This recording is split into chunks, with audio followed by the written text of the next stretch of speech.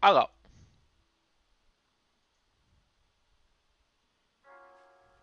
I do. I do. I do.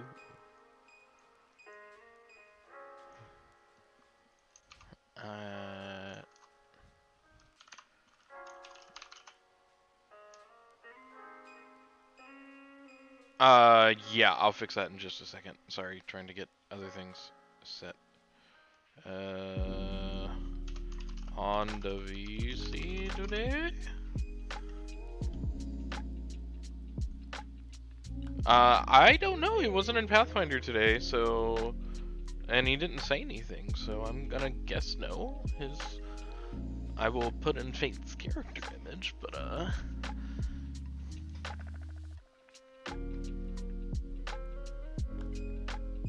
Mm,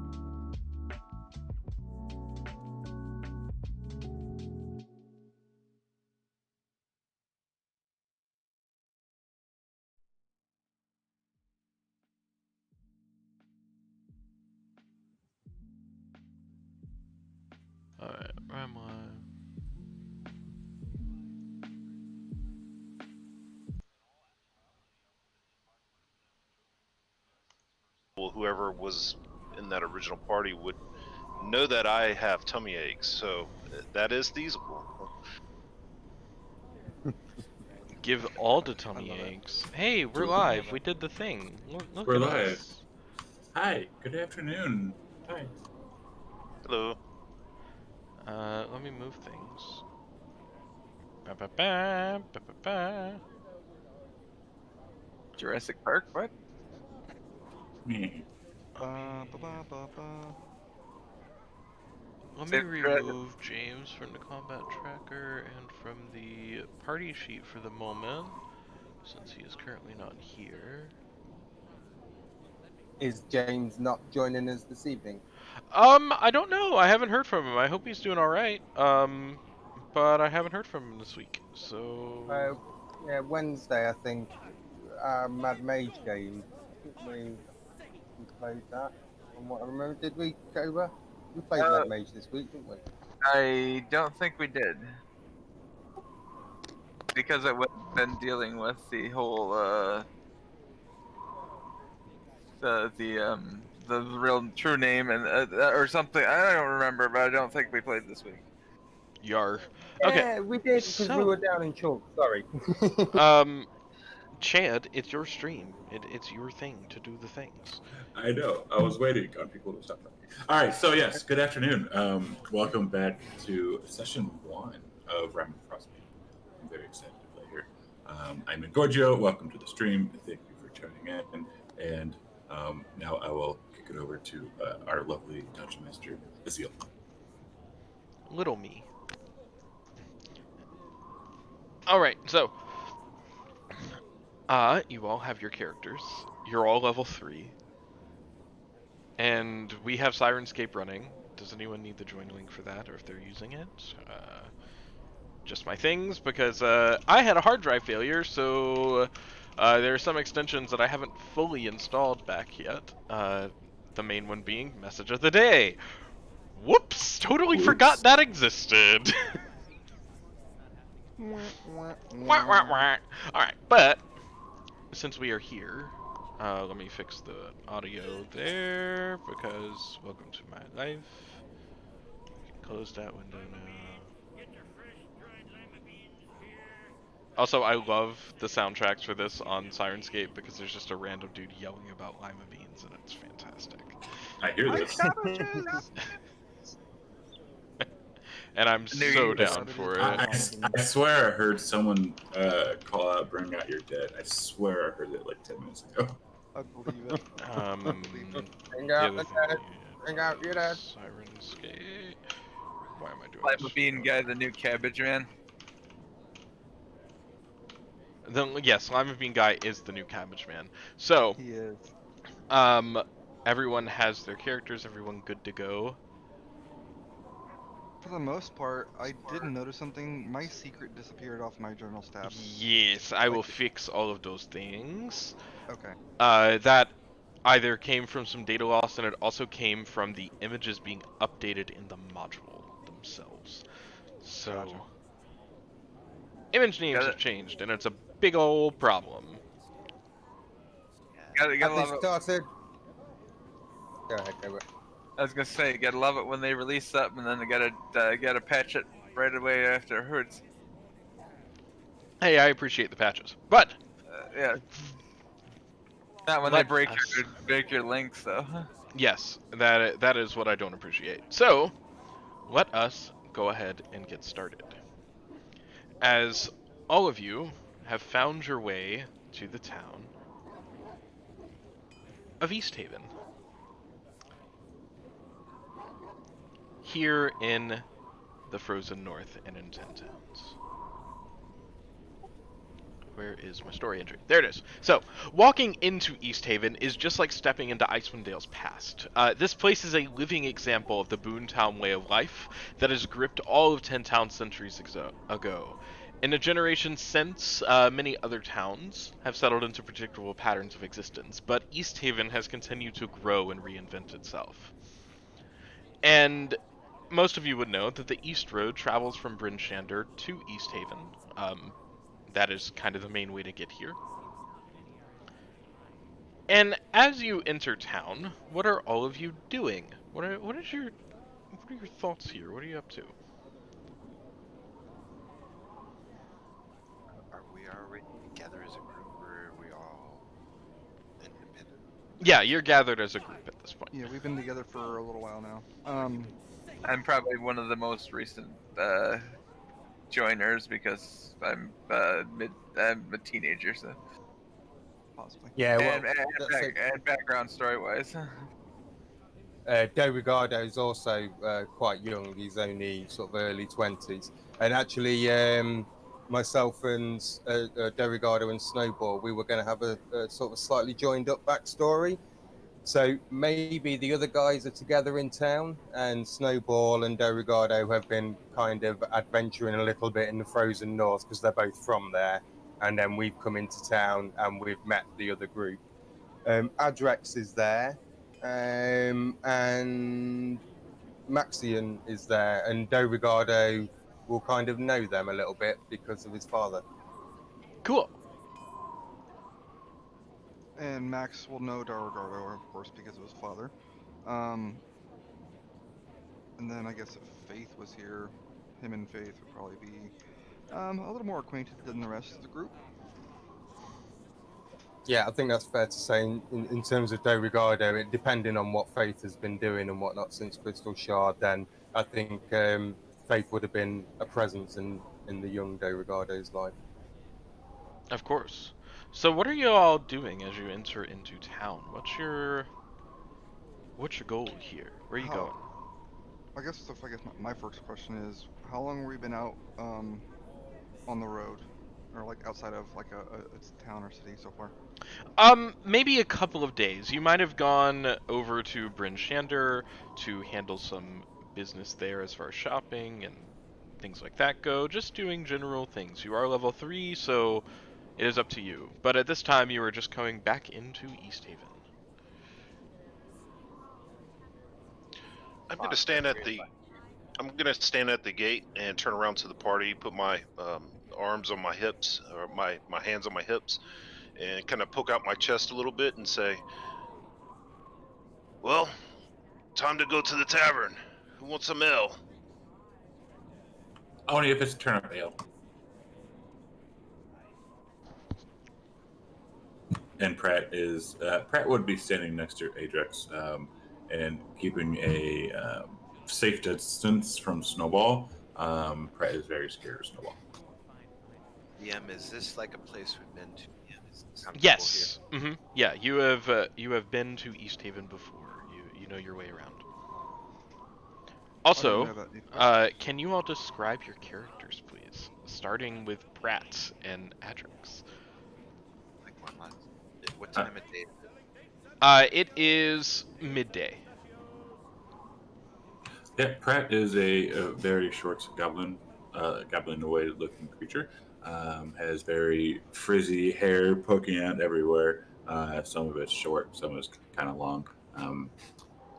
If you would ever seen the band Diantford, the chick who's the singer, that's kind of what Pratt's hair looks like.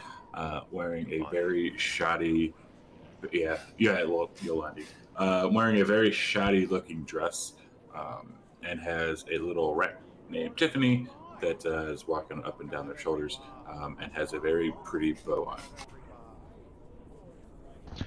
Adrix is a very tall dragonborn. He does not have a tail. He's black scale.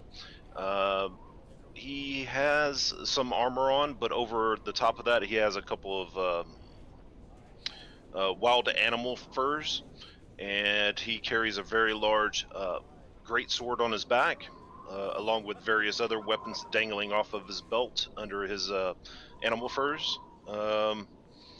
He's constantly complaining about an ache in his stomach. Other than that, he's very honorable, and he usually, keeps with what he says he's going to do. All right. And Duragardo, since you piped up as well, can you also describe your character? Okay, yep. So Do Rigardo is a young halfling, early 20s.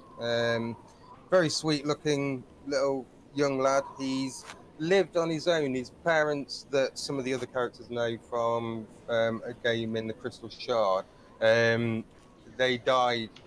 They died about 2 years ago, just about when the Rime was starting. So he's kind of been on his own for that time in Lonely Wood. So he's been kind of out there, and it's during that time that he, while he was ranging around the place, he met Snowball, and realizing that it wasn't a Yeti, he knows Yetis pretty well.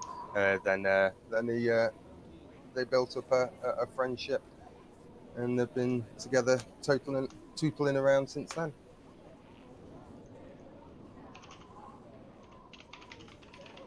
All right. So, and on to Majid, correct? Majid's Kalashite. He's actually from Kalashin originally, but he's an Asimar, which Kalashin is like was like controlled by genies, for a long time. Mm-hmm. Family was kind of like opposition somewhere down the line.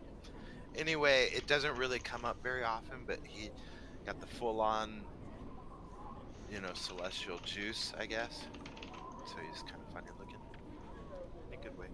And he was almost murdered by the mob. A relative whisked him away up to the north, where he grew up in a remote monastery, being educated basically, and being a shepherd the rest of the time.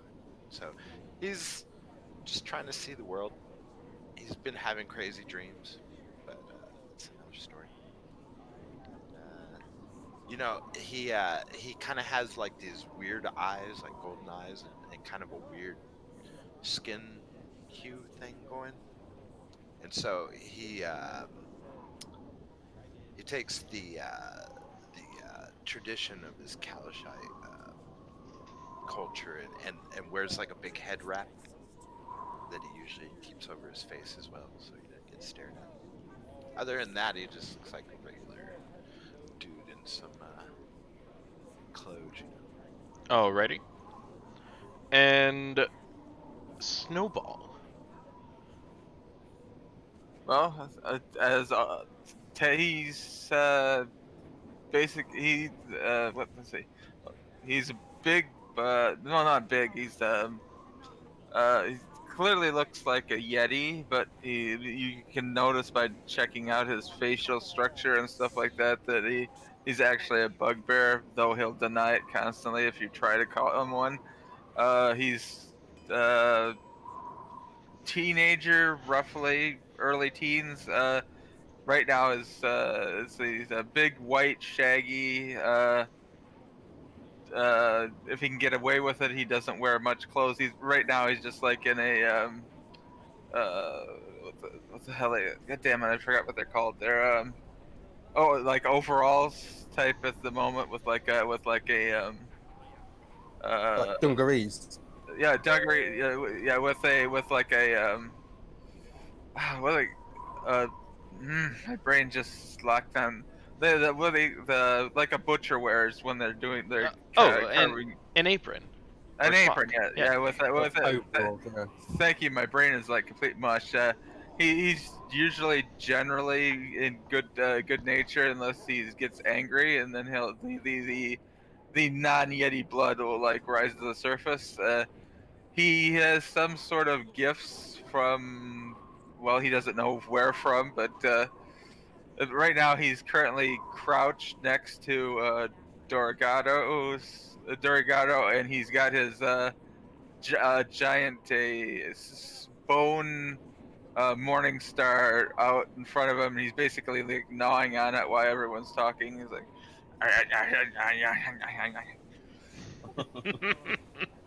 And last but not least, Maxian, can you describe your character, sir? Yeah. So, Maxine is a high elf, originally from the forests near Silvery Moon. He came up about 30 years ago for an adventure with Dorrigardo Senior, and a tiefling named Faith, to investigate some things, and after which he um, went back down towards Everlund's Silverman area, had a family, um, and that's what he's been doing the last 30 years. As for today, he stands about 5'8", um, relatively light bronze, kind of coppery toned skin. Um, he has since shaven his face, so he's clean shaven. Um, he's also got like shoulder length brown hair, and he wears ideally, oh no, he wears scale mail with a large like fur coat over top of it. And he has a big long, um, like brightly polished longsword on his back, and a shield about the size of a saucer plate on his left forearm, strapped to his left forearm. Cool. Um, yeah, and from the last time that anybody's really seen him in the north, he's gotten kind of stoic as opposed to how he used to be.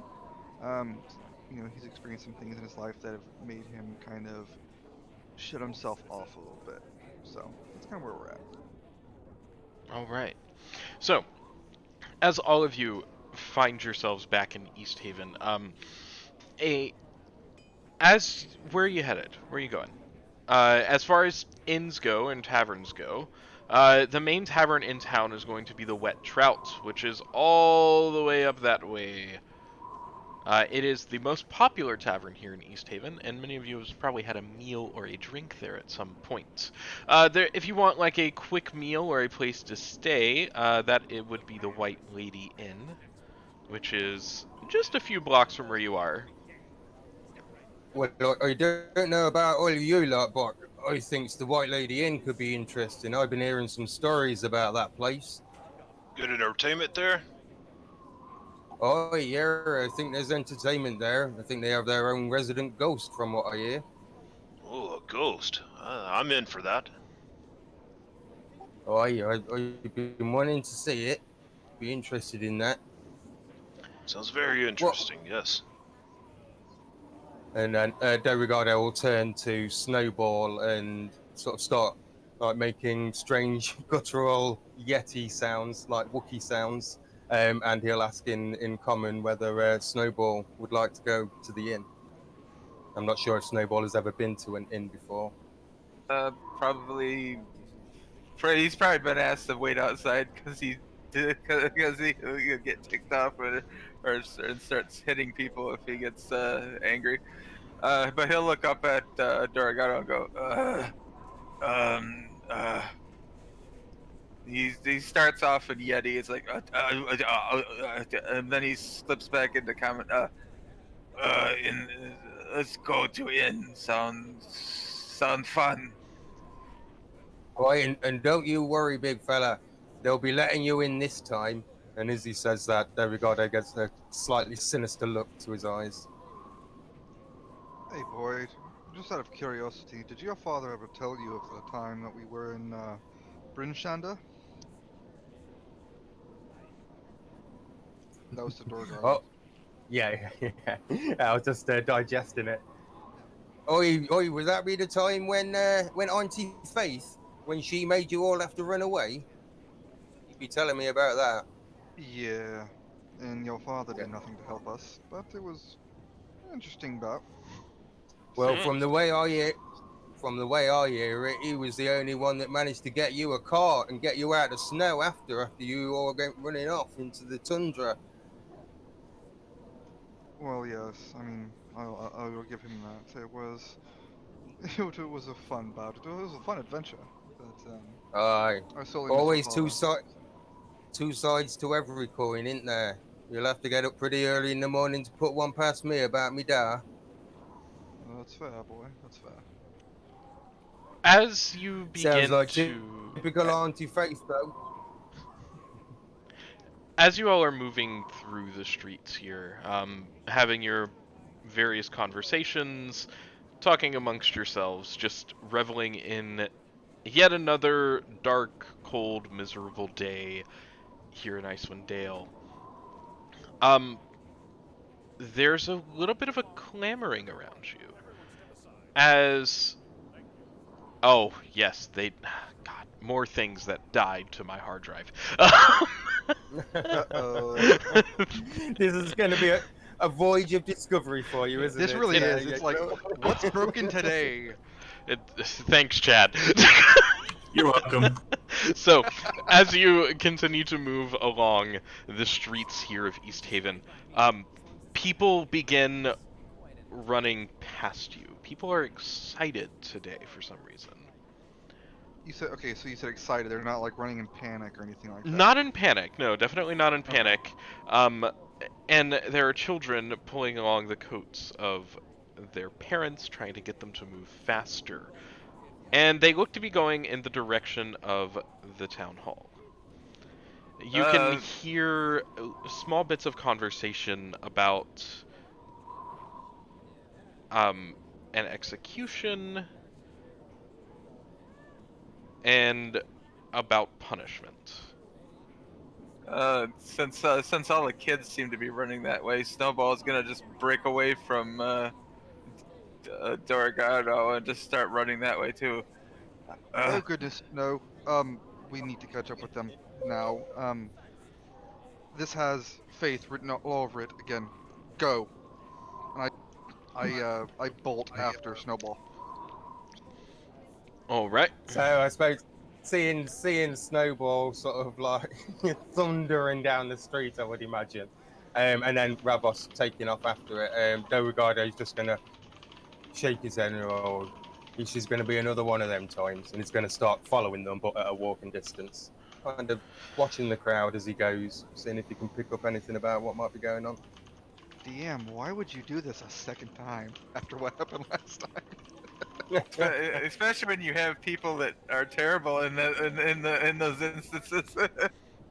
Oh, this has nothing to. I don't know. You don't know if this has anything to do with you or not. Scale is accurate to the hexes on the map. So each hex is 200 and. Or sorry, each hex is. I believe I set it to be 250 feet.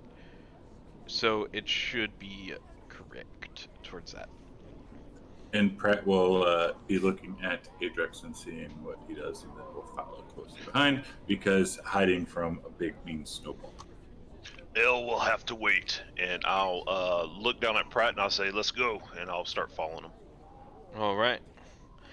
And as you make your way towards the town hall, into this throng of people, you see that a crowd is gathered in front of the town hall to watch the public execution of a human wizard, who has been outed. His name is Zahn.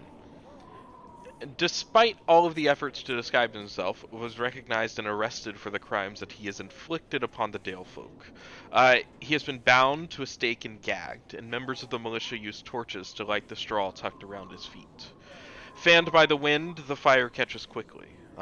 Zahn does not struggle or scream as he is quickly engulfed in flames.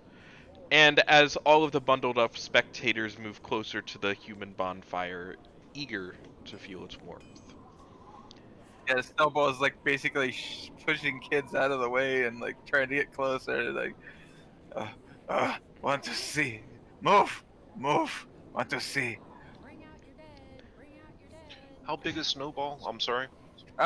He is a typical bugbear is like 7 feet. I figure as a teenager, he's probably like 6 something.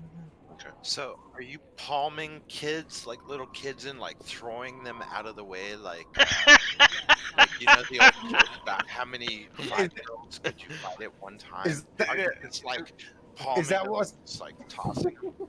Probably he's like he doesn't have. Is that your concern when there's a wizard burning to death in front of them? Yeah, he's probably doing that. It's like just shove into the snow.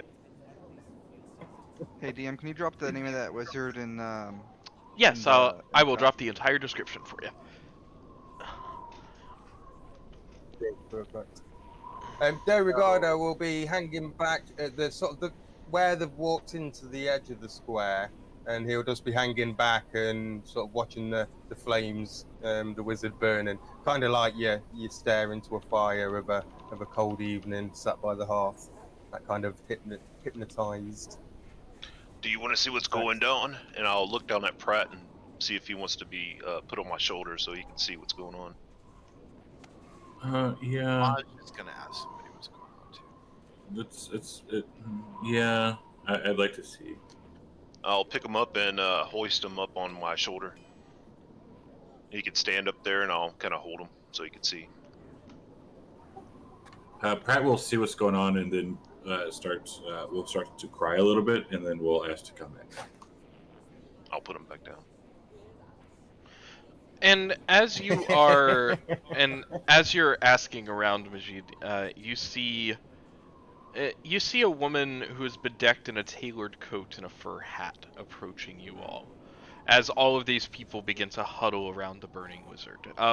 This town has a population of just around, I believe it's 700. Yes, this town has a population of 750 people, and there's a good 500 or so people here, like just around this town hall, watching for this. And a woman in a tailored coat and a fur hat approaches, just kind of pushing her way through this crowd. And as she reaches you, she introduces herself as Imdra Arlagath. I'm captain of East Haven's militia. So, generally, this stuff, it keeps the morale up. I see you're asking about what's going on. Why does this man need to die? Be burned like this is horrible. Oh, this is not vengeance. But it should deter others from engaging in similar behavior. He coldly murdered some adventurers who had aided people of Icewind Dale in the past. This is what murderers deserve. What was this wizard's name then? Zond. Oh, right, that was it. Yeah. Being from around the area and having an interest in that kind of thing, would I maybe possibly have heard of Zon before? If he's been murdering. You would have heard of some murders happening recently, for sure. As far as this guy's name, he's tried to stay very, very secret, as most murderers do. But he was eventually recognized and arrested for those crimes. I suppose actually I probably would have only have heard of anything if it had been active in Lonely Wood. So exactly. This wizard's not been doing anything in Lonely Wood of any particular note. Nope, most of this has been around Bryn Shander and East Haven for all of his stiff. Well, I never heard of him anyway. I think I would ask, was he like some kind of necromancer? Why did he murder him? Were they, No idea. We didn't ask for a motive. Fair enough. So you just executed a man for a crime without investigating why he did the crime? Oh, he confessed. That's not what I asked. I asked, you executed him after confessing, but you chose not to just figure out why? What does it matter why he did it? It's a different law up here in Maxian. Sorry. Yeah, Majid. Oh no, sorry, it is Maxian, isn't it? Yeah, No, Majid. Max, yeah. Getting myself mixed up. It's a different law up here, Max. You know, it's brutal up here. I can't remember where you're from, but up here it's kill or be killed. So vicious. Look, speaking of investigations, Zon here being investigated, maybe you can help us with something. 4 fishers went missing on Lac Dinnershire 10 days ago. The coastline is hard to sail along because of the ice flows, but savvy anglers prefer it. There are a few competing fishers from the other lake towns there.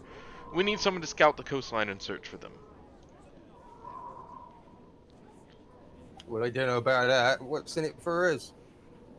Well, I'm not, unfortunately, not authorized to give you a reward, but I do have some items from Zahn here that might be useful to you. So you have some items you stole from someone you burning? That's You not give very us them. nice. Confiscated, not stolen. What's Idly, he got then? What are they? Hmm? Well, What are these items? one of them. They look to be magical. They're probably worth quite a bit of money. You can either sell them or use them as you see fit. I, however, don't know anything about magic, so you'd have to take them. So I'd you like- don't even know what they are? She doesn't. Typical East Havener, that is. Typical East Havener. Idly, while this is all happening, you hear a giant like paws like clapping together, and then he's encouraging the kids to throw snowballs at the burning wizard. Oh, Jesus Pratt's Christ. gonna shake their head and say, "So uncivilized." She's gonna look down at the goblin or bend over and quietly discuss and say, "Can you look at these items and see if they're odd?" She doesn't have them with her. Oh, okay. Well, Yeah. then I have no desire to watch this dude burn, regardless of whatever. It's not my thing. Agreed. I'm going to inquire as to where we go to claim this job, or if it's just something anyone can dip in. Oh, this is the job that she's giving you the job. This random like person in the crowd. She's the town. She introduced herself as the leader of the town militia. Sorry. Yeah, I'm captain of the guard. Okay. Well, Um, that's different. Imdra, is it? Imdra, correct. Imdra. Let me ask you something, if I may. You would execute a man publicly. That's fine, for whatever reason he was executed. But as far as investigating goes, you chose not to figure out his motive. Let's say perhaps he was doing this on someone else's behalf. You just cut off a finger, there may be more fingers to carry out this other person's whim. So you really never solved anything except nothing. Look, with the amount of things that go on here in the Dale, you've been here a while, you should know. Right.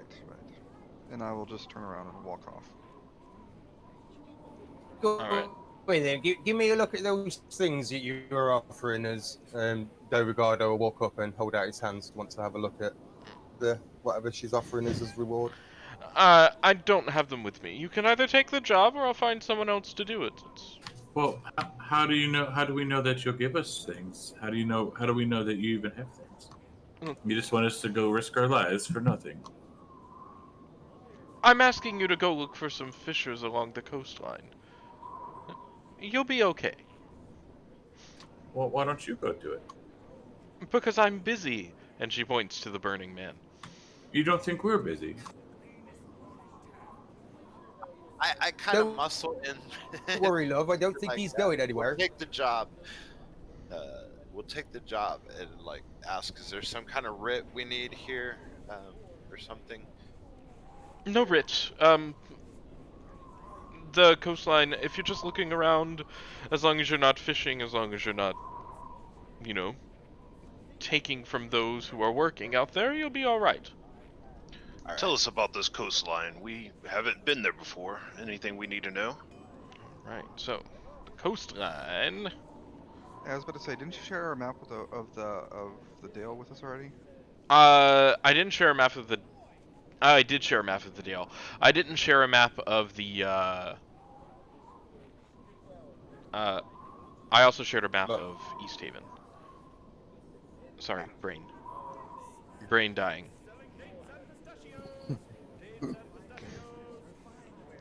And this dates and pistachios, man, it's cracking me up over here. So, My A little bit. cabbages! Now, as far as the captain, as far as the coastline goes, the coastline here is very, very rocky. It's pretty. It's harder to sail along because of all of the moving ice flows that are happening. If you are a smart angler, if you can drive a boat pretty well, it is definitely more profitable because there are less competing fishermen there. So it is dangerous, but it's high risk, high reward. So these fishermen, they were on the coast fishing, or did they actually have a ship that went out into the water? They had a ship that went out into the water, so they were trying to navigate through the ice flows and fish, essentially, like out on Lac Dineshire, so somewhere towards that away. Oh, they do they fit? What do they fish here? Knuckle. What's it? Knucklehead Knucklehead trout. trout. Knucklehead trout. Gardo, are Uh, you particularly deft with your sleight of hand? Are you?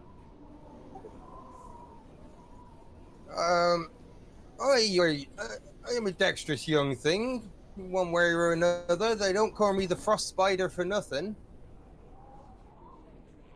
The What? big crowd and a lot of people. Things stinks like Burning Man. It's not good. Perhaps maybe she has like some keys or something that might come in handy later somewhere along the line. I just don't like this lady. She's burning people. You want me to try and rob her, do you? no, no Well, I one likes never. my NPCs. No. Never. Your NPCs burn people, execute people. Let's That's dress why her the in. town guard died. I think your chat's covered too because I don't think you saw what I did. Oh, until the snowball. Oh, um, she as the snowball hits her, uh, she also Yeah. bends down, picks up a snowball, and throws it right back to the child. As she does so, Rigardo will kind of slip in stealthily and kind of try and pickpocket as low level as possible. You know, just going for an obvious open pocket or something, seeing what's in there. All right. Sleight of hand check, please. First roll of the game. 18, not 18. bad. All right. Beats her passive perception. So in her pockets, the first thing that you find a small slip of paper, and you also can pick up a coin purse if you so choose. But those are the only Yeah. quick things that you would find. Yeah, I'll take both of them and kind of do it as I'm passing, as though just like the wind, and then carry on walking, sort of walk into a bit of a circle and go and stand somewhere a little bit out of the way and have a look at this bit of paper.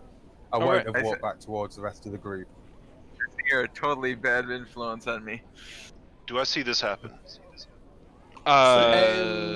What are your passive I'm not hiding perceptions? it. I'm not hiding it from those guys. Passive is 10. Passive 10 I'm 14. and 14.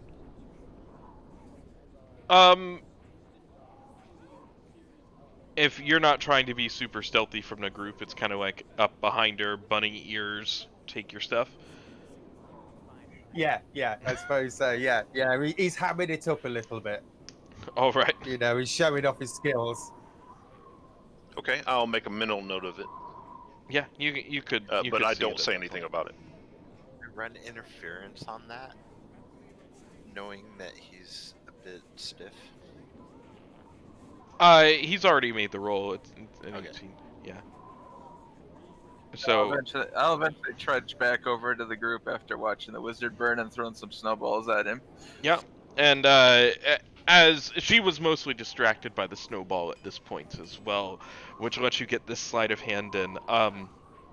On the paper that you find as you trudge off and read it real fast, you see some hastily scribbled notes here, mentioning mostly about the fishermen that she has just asked you to find.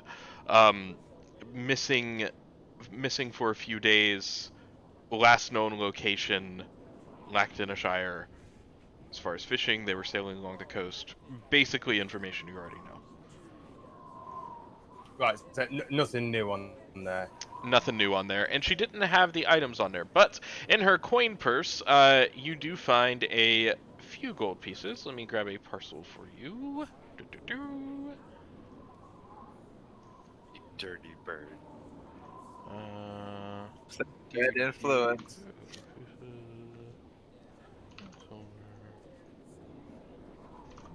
Copper. Contents of purse. Yeah. And to Dorgado goes that.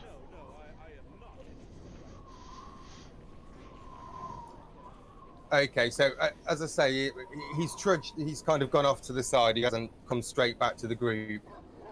He's not hiding the fact that he's reading the piece of paper, but after he's read it, he's going to screw it up and eat it before he tells them what it says. All right. As he eats it, since I wandered over, I'm gonna look pleadingly begging at him. It's like, share. Don't you worry, big fella. You don't need to be knowing what that bit of paper says. The frost spider's got you covered. Okay. So, lads, what we doing? Hell sounds good. Oh, are we done, dilly-dallying? I would like a cold or a warm bowl of stew and some ale, preferably. And she says, Oh, might I and suggest you warm it on the fire? Hey now! That's That was... yeah, that was unexpected. Sorry, this is the sound scene for the public execution. I totally forgot to change it. It was late. Oh yeah, Just- did you ever put that MOTD up? I thought that's in notes, right? No, but if you just open Sirenscape, you should be in my game already. So shouldn't need a new join link. Food does sound good. I tug on Maxian's, we kind of seem to have a similar kind of like more natural world vibe thing going on. Nod towards the inn where we were headed in the first place, and then where we were headed in. Back towards the White Lady Inn. All right. So The white lady or the wet trout? The White Lady we were going to, because that was the place, Okay. the one at the time. well, look, you have your quest. Help or don't, but at least if you're not going to help, at least find me so I can hopefully find these missing people. We need money.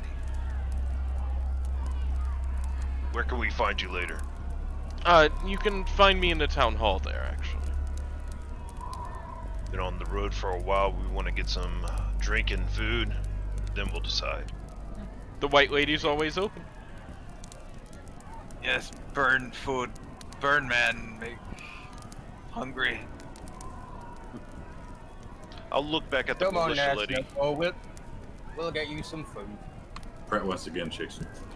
What was that, Adrix? I'll look back at the militia lady and I'll say, well, I'll point at Snowball. Is he okay to go in establishments? He's fine. As she looks at Tell him him and laughs.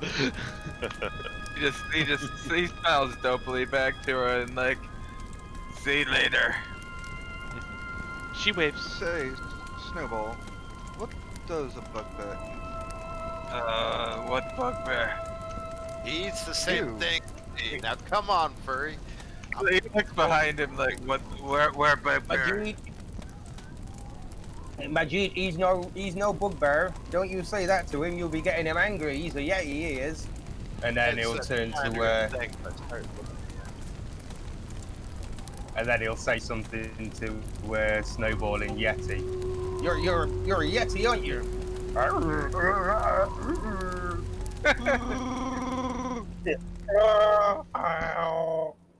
he basically picks Duragardo up in like a massive hug and just like licks his cheek. And yet you elicit a smile from Ricardo for that. And Put me down, you big lump. Pratt will dry heave. Yes, Yeti. Gross. I just put Duragardo down, just like pat him on top of the head, like. Alright. How is my common coming, Duragardo? It was you what coming? How is my common? Oh, you're doing very well. I sometimes forget, and I talk to you in Yeti, don't I? But you're doing very well. You all understand him, don't you? No, he needs to go and practice more. Blech. That little green thing. All right. Silly. So And hides behind Ajax again. Sorry, Eric. no, you're good. You're good. You're good.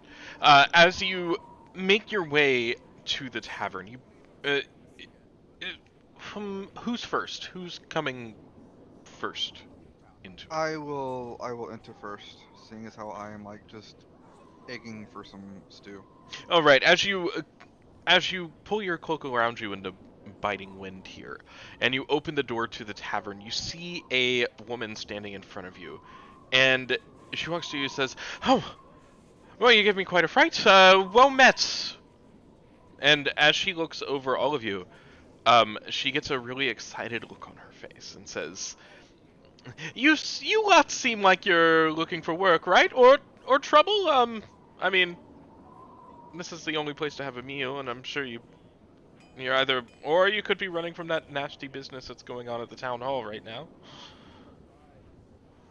Let's say So food and uncivilized. work.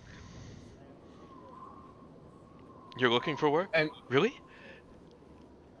Well, primarily food, but yes, that might be something we can talk about later. Okay, well, look, it'll be real fast. I can pay you if you are looking for work. What's the Like- work? It's honestly not hard. So, you see, I'm a scholar, and she pulls out this giant book from her bag and says, "Look, see?" And she shows you pictures that are hand drawn. They're relatively good, actually. And look, I'm studying these elemental creatures. They're called chewingas. They're known to inhabit the 10 towns, but we've never seen them. I really think I could learn a lot by studying one up close. I'd really, really love it if you could find one and maybe convince it to come here back to me. So as soon as she opened that book, I was like, Maxine just pushed by her and went straight to the bar. Oh. Pratt will listen. They like the history. Would I have known anything about Chowingas? Roll history. With these, probably not. They are. Do you have anything in your background that would let you know about like elemental spirits? I'm gonna whisper you really quick. Okay. I mean, I know from you just don't have your backstory on your sheet yet, so. Yeah, I know that part, but. Okay. I'm gonna follow back or wherever the hell he went. 'Cause stew and a beer sounds good. Okay. yeah, Ricardo would have made sure he was last into the White Lady Inn, and just before he went in through the door, he's going to turn around and he's going to make a kind of sort of golden orb type thing float up out his hand that he uses to discern what the weather's going to be like. One of his latest end features. Oh, right. So, taking a look at the weather. Uh. Oh no, Pretty sure. Druidcraft. It's from a Druidcraft. Oh yeah, you were seeing what That is the the what latest. you were seeing what the weather was going to be like. Yeah. Is that thing ethereal or is it actually got substance? One second, let me find it. Okay. You create a tiny, harmless sensory effect that predicts what the weather will be at your location for the next 24 hours. It might manifest as golden orb, clear skies, cloud for rain. Oh, well, okay. So it manifests depending on what the weather's going to be like. Yes. So as you do that, it is not clear skies for sure. So it is going to be pretty heavy wind and snow. Okay. All right. So It taking that hasn't into account. changed. It hasn't changed in almost a year. Wind and snow forever. Snowball. Okay. So seeing the same effect that he's seen probably whenever he does this for the last 2 years, he's going to kind of look at the sky and sort of shake his head and then turn and go into the side of the inn to the others. So All right. like it's an ethereal like image or what? From what you said, I couldn't quite understand you. And so it's an effect. It's a sensory effect depending on what the weather is going to be. Oh, So if it's going to be clear skies, it might show a golden orb. If it's going to be windy or wet, it might show something different.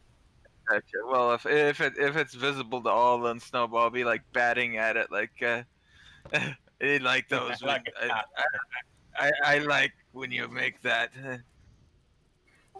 Oh, I know you do, lad. Come on, let's get ourselves inside in the warm. Get you something to eat. Okay. He'll follow behind Duragardo, just like a loyal, like Chewbacca would follow Han Solo. Yeah, I'm very much picturing him as Chewbacca. So Dorigardo will walk up to the table where who was it that went for stew? Maxian and Majid. Oh, right. Yep. So, what are you ordering for food? Who's ordering food? I ordered myself 2 bowls of stew and an ale. Okay. Can I ask the lady about what a chewinga is and where they would be found?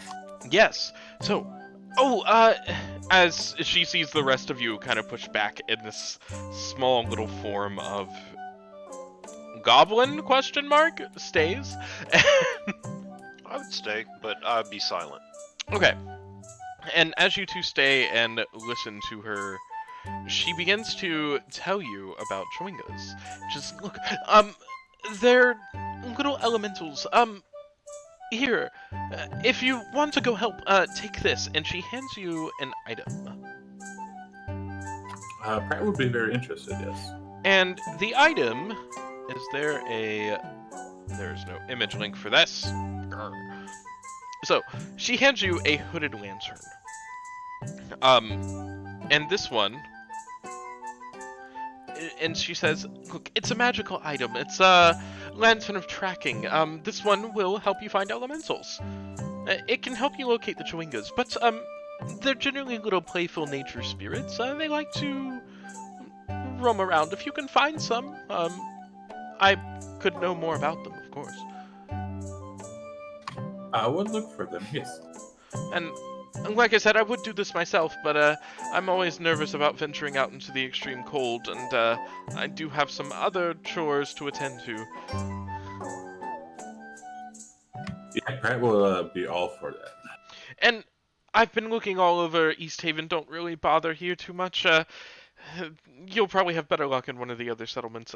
I haven't found anything here, at least. Okay. And let's see, I'm gonna write that down. Do you share quests and like put those in the quest logs or no? Yeah, I can. I'm assuming it's a quest. Yes, it is a quest. Dorigardo, while they're chatting away about these elementals and whatnot, Dorigardo will have ordered some stew for himself and Snowball. When they bring the stew over, he's going to they're going to be like 2 normal human-sized bowls. He'll look at his own and then he'll look at Snowball's and go, oh, that won't do, that won't do at all. And he'll go into his bag and he'll pull out his like cooking pot, which will be sort of twice the size of the plate. And he'll pour all the food into there, push it towards Snowball, and then call and order some more food for himself. He's a big lad, is him. He needs more than that little plate of food. And he like digs into it like immediately, but he ignores the fork and spoon, just like sticks his hand in it, just like brings it up to his mouth, and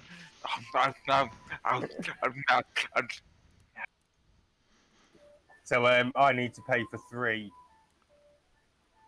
Oh, stews.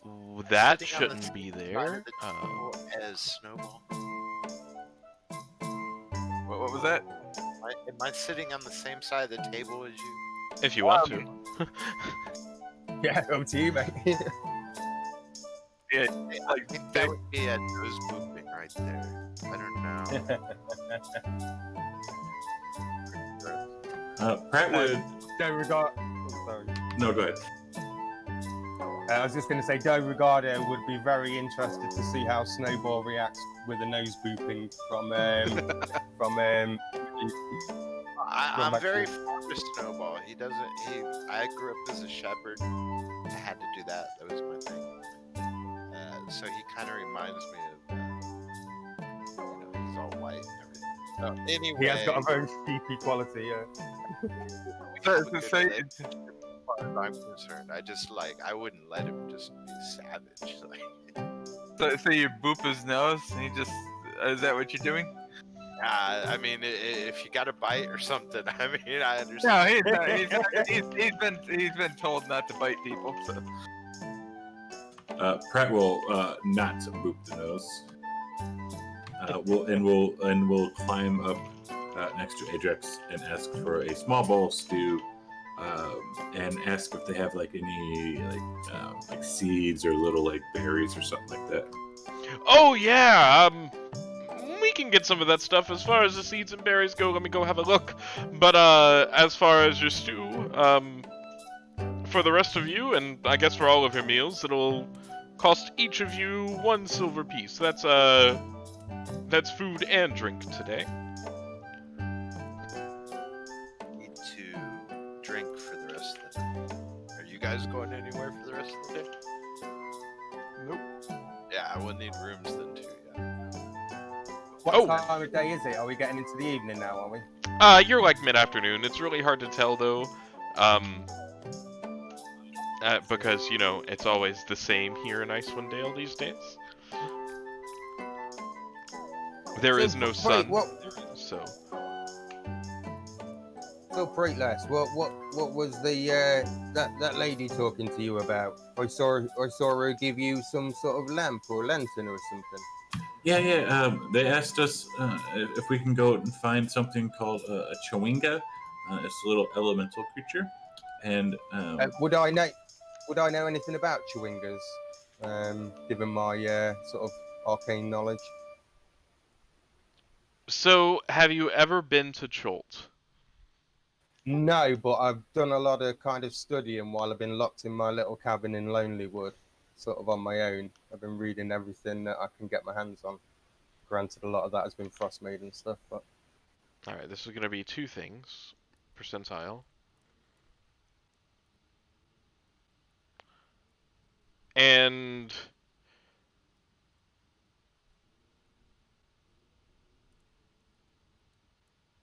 no, you wouldn't. Okay. They don't sound interesting, then. Yes. And they're little creatures, and she said if we go to other towns or other settlements to look, because she's looked all over East Haven and has not found any. Oh, so it is not here. We'd have to go somewhere else to find them. Yes. I don't quite Did like she the mention- idea of being pulled around in several different directions. But that's just me. That sounds more That's fun. life, though. That- Life will pull you around in all different directions, lad. That sounds Then more it'll fun. kill you. Sorry. Sorry, go ahead, Chad. So that sounds more fun than going looking for fishermen from the nasty lady who killed somebody for no reason. Yeah, it's their town. They have their customs. They do. I mean, But you remind me of Faith and how she used to be. Possibly still is. This could be fun. Sure. And as I'm sitting there with my pipe, you all start to notice little bubbles rising from the opening of my pipe. It's like a little corncob pipe, and there's just little bubbles. Oh yeah, depending where you're sitting, Snowball's like partially up on the table watching the bubbles coming out of your pipe. It's like, Dorigardo, look. Delgado will cast a glance over and note it. Oh, that's very nice, lad. That's very nice. I'm interested in these elementals. And did she mention a ghost at all? I heard that this white lady of this inn. She didn't. Oh wait, you're talking to another character. But as you I'm talking mention straight. ghost, a small man comes up to you. A small halfling man comes up to you, actually. Tiny What is man. his name? There it is. All right. So, strange. Do I have to share them? Quest, I think so. Oh, okay. Fair enough. Give me 1 second. I think you have to, don't you have to put them in notes or something like that? I think I just have to share it. You should be able to put it in that quest tab. Bam. That works too. And I did put them in the quest tab. Oh, that's weird. Quest tab, where? On the party sheet. It should be under we XP. we don't get to see that. That's DM stuff. Oh, I normally have it visible for you. I must have not set that option.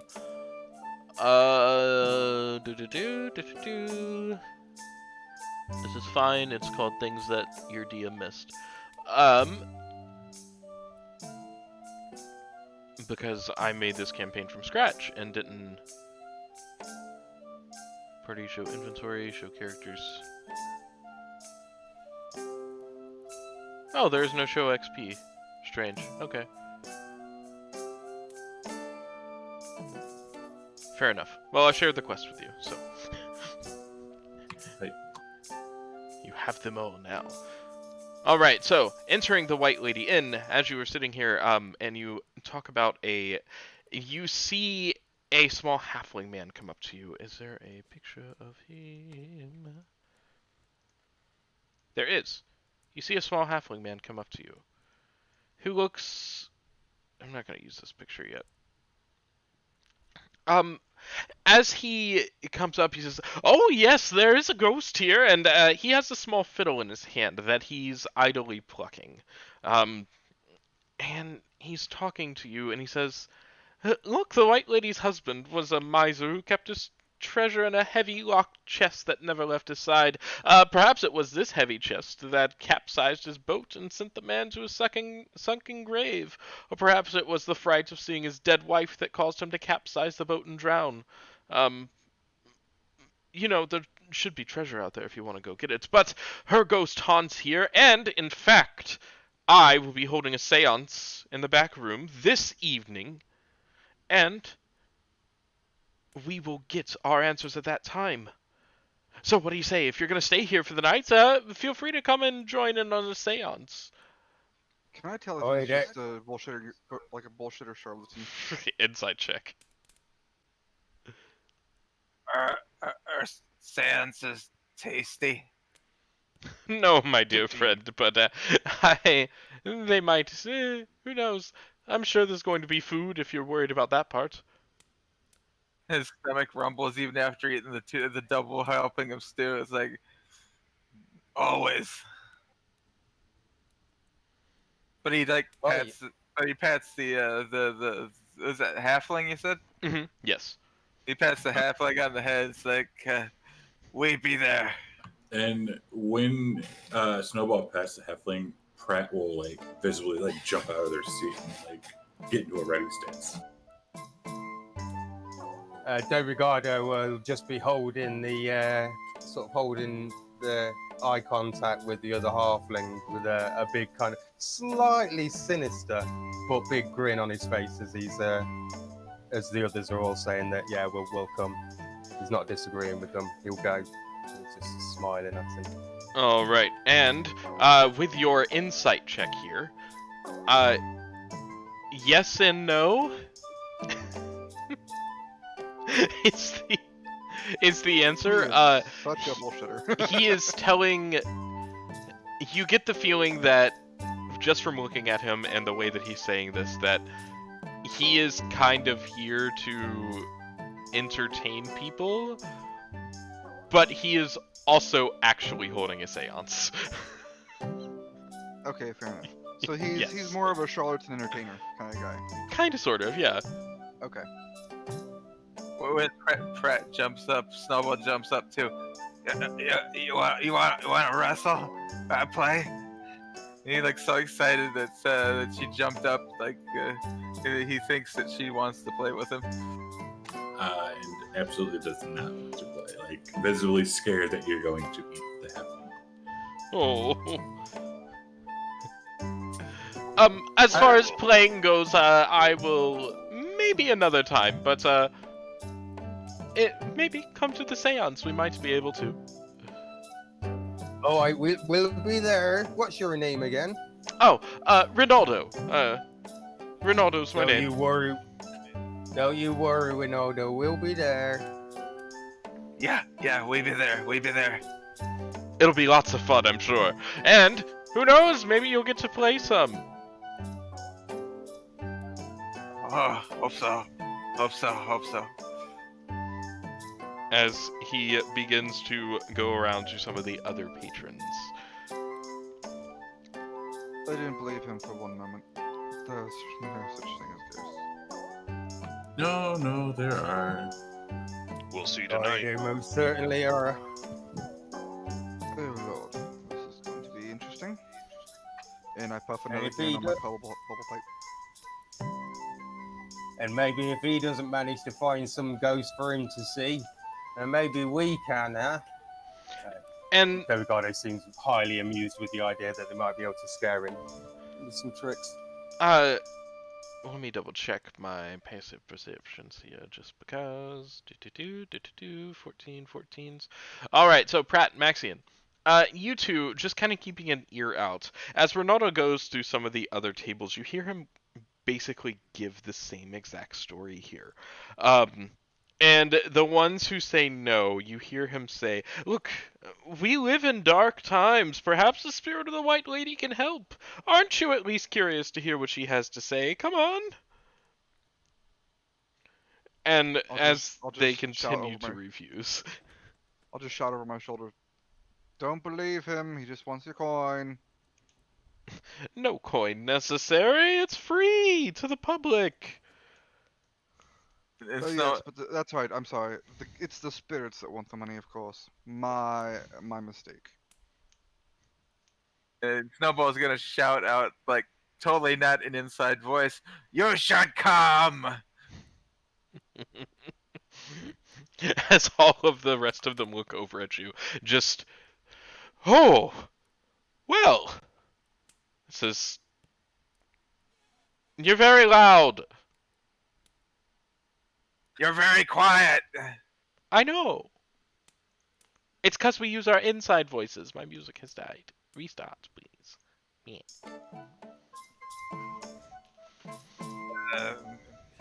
He looks over at Durgar because he's confused by the concept of inside voices. Because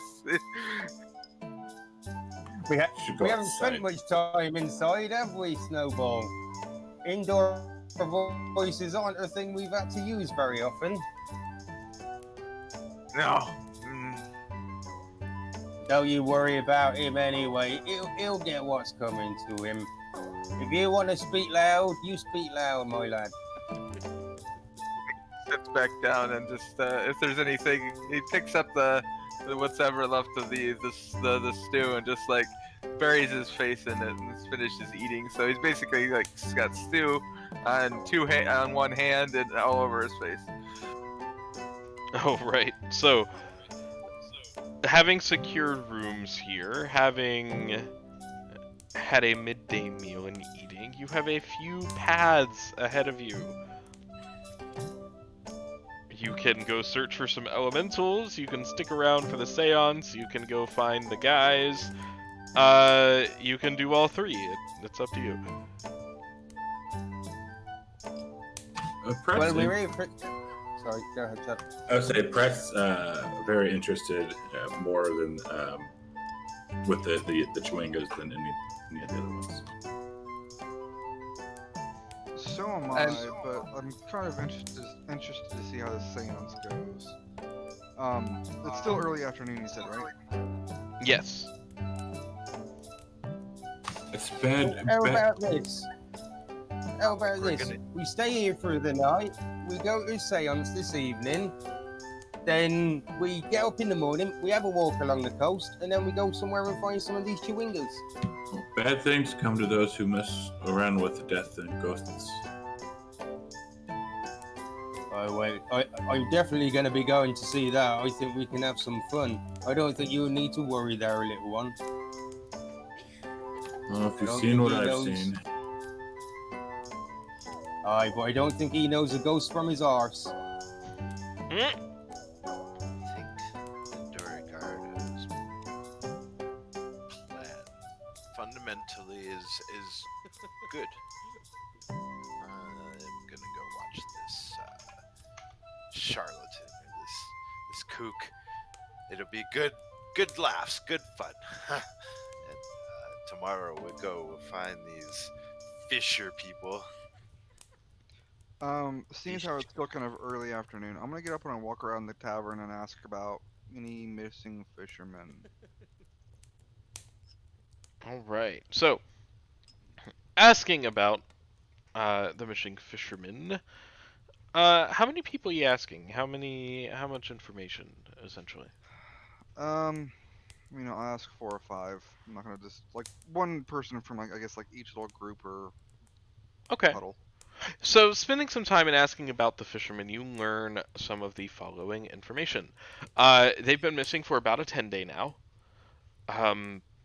Some of them, they do have families and all of that stuff. So they were reported missing.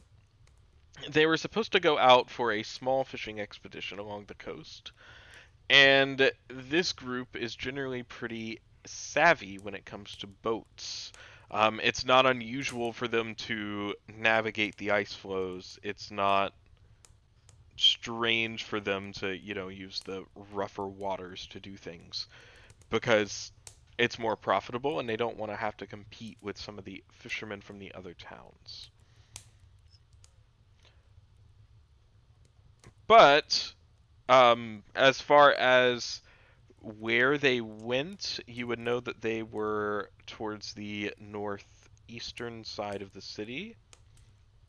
So somewhere towards that way.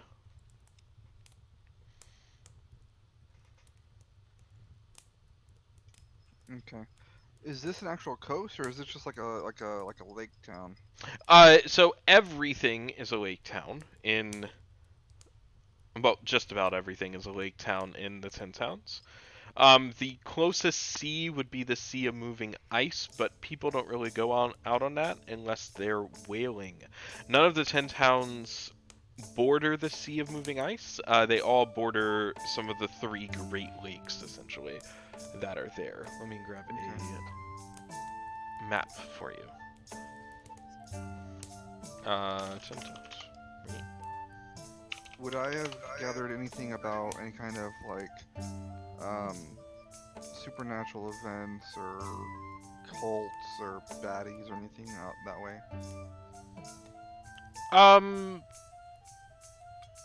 In that direction, I guess. Oh, out towards like where they were Like from. the northeast, yeah, or like the northeast of town. You know that you would know that there have been rumors about some caves and things up in that way. Okay, cool. I'll just come back later and tell the group. While I keep wanting to call you out, Punchy. While as he's moving around the room and asking questions about this kind of thing, Nice. Dorigardo also, while Maxian is walking around the room asking questions about this kind of thing, Dorigardo will turn to Snowball. Come on, Snowball, it looks like we've got a bit of time. Let's go out and practice your exercises. And if Snowball is willing, he'll lead Snowball out the front, and they'll sort of practice some kind of dexterous exercises. Dorigardo is very dexterous, so he'll be showing him some like forward rolls and flips and kind of escaping, fighting moves and that kind of thing outside if Snowball is up for it. Yeah, he'll lick his hand clean, and then just wipe his face with his hand, and then lick it clean again, and then okay, we go fight train. That's right, fight train, that's what we do. And it'll kind of look as though this is something that they do regularly, that they've been doing together since they kind of met. Anyone want to come? He looks to the others at the table.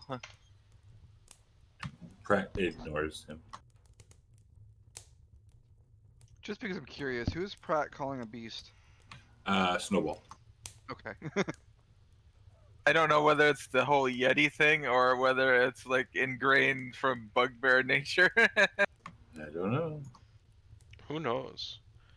So, Maxine, you also hear two rumors. You hear rumors about Bremen, and tales of a monster that is living in Mare Doldan, which is one of the other Great Lakes in the 10 towns. It's strange that none of the other towns on that lake have been harangued by the monster, though. And in Bryn Shander, there are apparently some dwarves who will pay good money to anyone who can find a lost shipment for them. As that information has reached, as people are searching around for adventurers to travel out into the cold and find them and do some work or investigate the strange happenings. Okay. I'll eventually come back to the group and share all the information plus the other rumors that I found. Pratt would be very interested in going up to Bremen.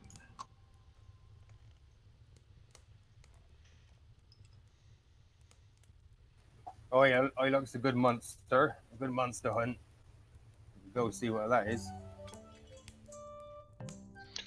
I'll go up to the tavern keeper. Okay. And I want to ask him if there's a doctor or surgeon that lives here in town. Doctor or surgeon, you say?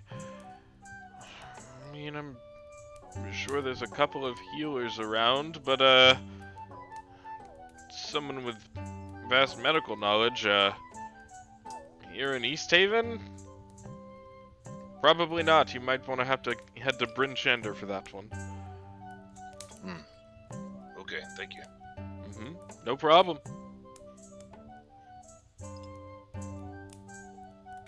I think we spend 1 or 2 days here, recuperate, get warm, and then while we're here, we take care of some of the stuff here in town, and then we head up towards Bremen.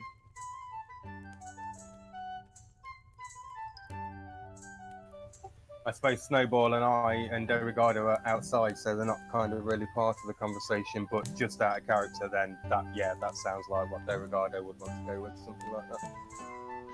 Out of character word. Out of character word. Same. Word. So, other than that, we're basically at halftime.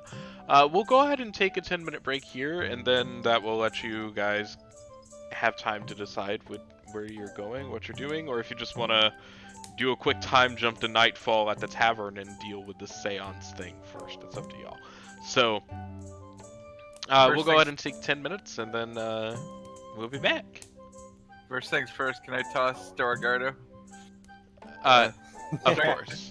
Yes. Checks?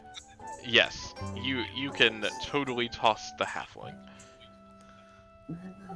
Yeet! Yeet!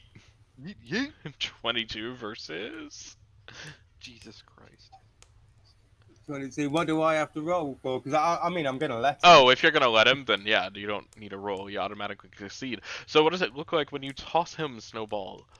I grab him by the back of his collar and by the back of his pants and just like, and just like throws him like into a snowbank. So just to add to that, I'm imagining sort of Dorigardo kind of with his nimble little halfling ways and his 20 dexterity, he's jumping and skipping and sliding and kind of tormenting Snowball a little bit with his dexterousness until Snowball manages to grab hold of him and then does what Beast says he does. And then when he pops out of the snowbank, I just basically leap on top of him. You big lump. It's a fun Yeah, run for big- everybody. You're not meant to be throwing me about like that.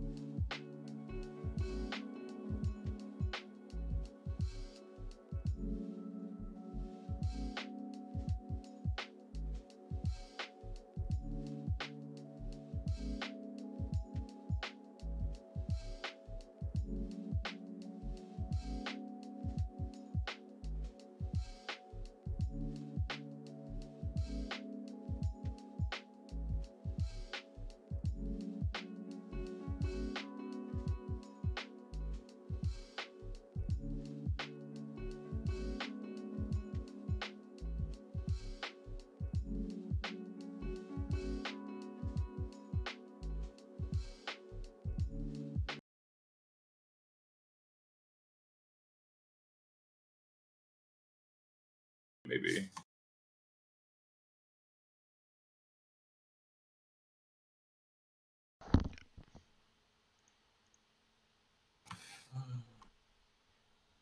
Wrong game. There you go. No one saw that. Wrong game. It happens. I saw Melange pop up. It's like, what the fuck? That's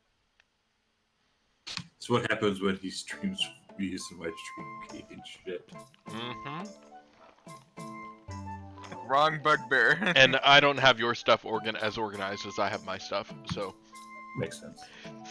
your stuff is okay. all thrown into one scene, and mine are set out by game. So No, that's what I do with mine too. It's understandable though. I mean, you get what, maybe a week, maybe Thursday, but by then I should have my motherboard. I should have it back by Sunday's game. ideally. Okay, so what is Yol's decision? Oh wait, is everyone back? We spoke. It should be. Back? I'm here. We literally spoke about everything but what we were going to do next. Uh-huh. True. That's pretty true, much. we did. We're But easily distracted. Squirrel. Squirrel. Squirrel! Oh god, I'm just imagining Snowball being like that, easily distracted, like squirrel. He's got a bit of a Labrador quality to him at the moment.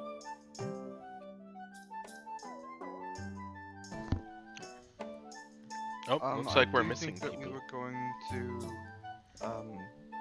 go to the seance tonight. Oh, right. That's one to me. Yeah, I but- suppose. I was just going to say, I suppose me, Derigardo, and Snowball have come back in after their exercises and their practice. They're back with the group. Yeah, so it's basically like probably covered with snow, especially you. She got thrown in the snowbank and then leapt upon. Yeah, like cleaning snow out of my ears and like out my nose and stuff as I walk in. Like it's still like in my big bushy eyebrows. All right. And we're missing 2, but hopefully they will get back soon. So. Missing 1. Hopefully they will get back soon. I've been back, I just didn't see the vote. All good. It doesn't tell me who it is, so there we go. That's why you get the extension. Yeah. Me, Well, yeah, that was me. I forgot. I didn't have that window popped. welcome to extensions I had, and then hard drive failure, and then At least it wasn't a motherboard failure. fair. So- And I also have parts laying around, so I can just fix things, so it's no big deal. All right. So, what are you all doing? What's your plan? Oh, Pratt would also, I apologize, but for drink, Pratt would ask for if they had mulled wine. Yes. Okay, we'll drink mulled wine. Oh, that sounds like a good idea. I'll have me a glass of that after I've been being thrown around in the snow out there. All right. That's a nice warm mulled one. One coming right up. How much Do you have? just to kick down for the food and drink? I forgot. Just a silver apiece. Do you have any turnip ale?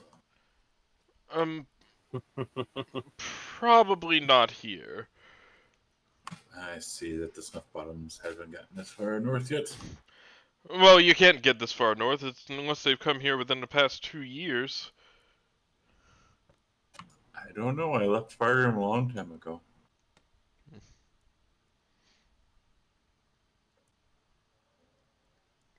You know we can't get around. All right, so what all is your plan? I'll wait around for the show tonight. Okay. Ajax. Yeah, I figure if we're going to be staying here for the night, go to our rooms and stuff and get ourselves set up for this show this evening. Yeah, I guess Pratt will think, well, at least they better have someone here who can actually do something against the dead, so we'll also stick around. Right, let's go and see if we can fit you in one of these rooms then, Snowball. Leave the beast outside. Yes, and you do get to your rooms. They are comfortably furnished. They're not like extravagant or anything, but they're comfortably furnished. As far as rooms go, 1, 2, 3, 4, 5. It's like 2 silver a night here. This place isn't super nice, so Probably stay in the same room as Dorigardo. Yeah. How I mean, I Ricardo would already know this, but how do you prefer to sleep? Like from your upbringing, do you prefer to sleep like in a ball in the corner or something, or on Yeah, a bed or what? That's probably where you got his name from, because like, yeah, he just like does the 3 circles around Yeah. like a dog and just lays and then plops. Brilliant, yeah. So as we go into the room, it'll go, oh look, it looks like there's a nice corner there for you, lad. He drags one of the blankets off over to the corner, just like makes like a nest type thing, and just like then does the 3 circles and then thunk, flop. Comfy. alright, so unless there's anything else from you guys, we'll do a time jump to the evening. No, I'm good. And You gotta hit 88 miles per hour then. and get you into a seance. Change the music here. So, as people begin to filter into this singular room in the inn, smoke from the incense that is burning clouds the room. Multicolored lamps and silks are hung from the rafters. And the light from several candles illuminates a circle of uncomfortable-looking guests sitting cross-legged on the floor. You find yourselves here with them. And you see the image of this halfling here, who pushes back the sleeves of his robe, raises his hands, closes his eyes, and intones, "Lady who watches from the lake, come to us in our darkest hour. Tell us what you've seen." After a moment of silence, thick frost forms on the inside of the room's windows, turning them opaque, and the candles go out one by one. And, Can I tell if it's magic? do you have detect magic running? No, but damn, never mind. Okay. Does anyone have detect magic running, or as an action? Alright. It's like you are level 3, this is a thing you can do. So, and as these candles begin to go out, you see Ronaldo get a crazed look in his eyes, and he goes, "Ah, the White Lady Spirit is close. You, and pointing to your group. Reach out to her, tell her."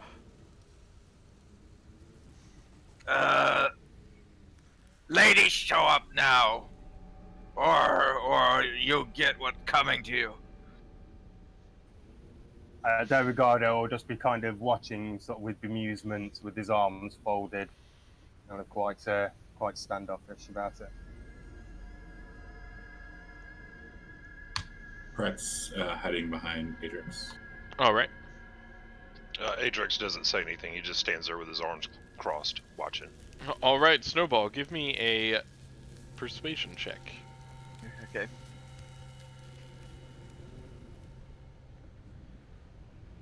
And if anyone else is helping Ronaldo, give me a persuasion check as well. Helping Ronaldo? Mm-hmm. He has asked you to urge the spirit here to help. Sure, I'll help, but I'll do so begrudgingly. Yeah, okay, go on then. I will also help, but I'll be doing it kind of sarcastically. Yeah, kind of like a bitchy teenager. Alright. Oh, my lady, come help. Yeah, like that. Alright, well, these are some really good rolls. So, appearing, Ronaldo senses, and says, "Oh, she's here, and he begins, and he says, "Look, what do you want to know? Ask her questions, she can help." And you see his eyes gloss over white, and as he stands there swaying after he's saying this, his arms held out, much like he looks in the picture. What would you like to know? Ricardo will call out then. So when will this rhyme end? Will it ever end? And as does she know anything about this? All right, so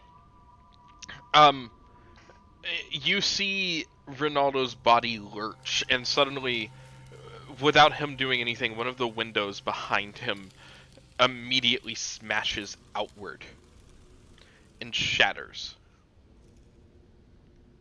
And Snowball's immediately onto his feet, with pulling out his weapon. Where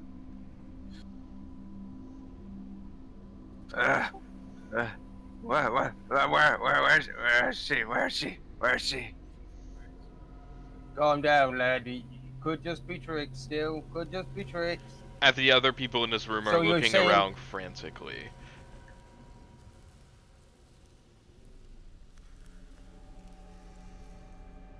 So you were saying the rhyme is not going to end? Or you're not going to ask and answer any questions about the Frostmaiden? The window being shattered means that she does not know. Ah, right. Yes. You get a sense of that. Oh, how many followers or people? Can I make just a basic insight and Arcana type check around here? Just For what? My bit meter is kind of, active a little. You are a paladin. What are you trying to find out? What's the purpose?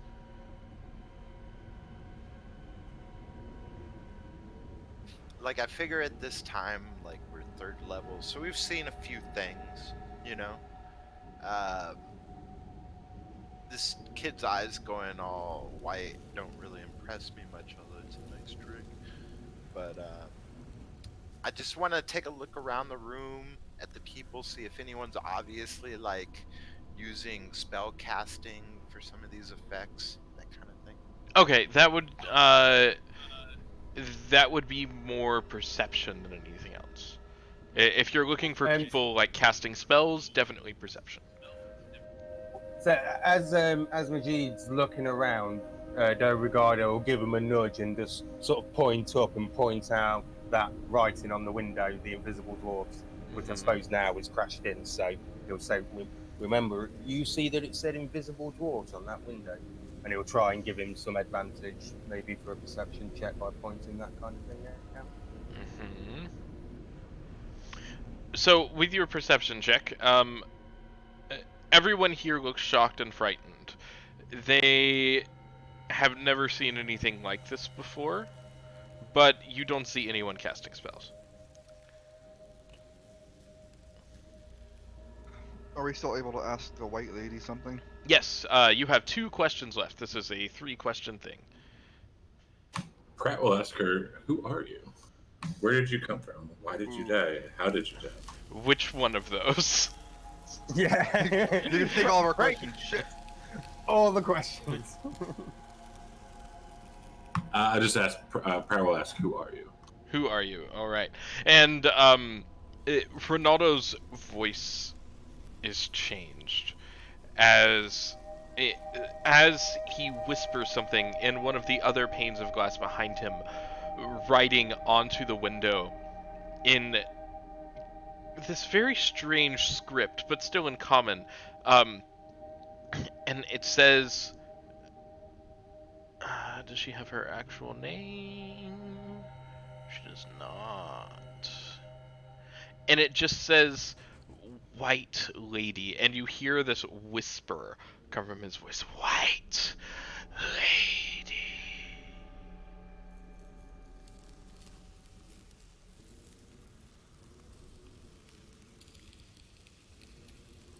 So, who wants the 3rd question? Because I'm tempted to take it, but it's going to be stupid.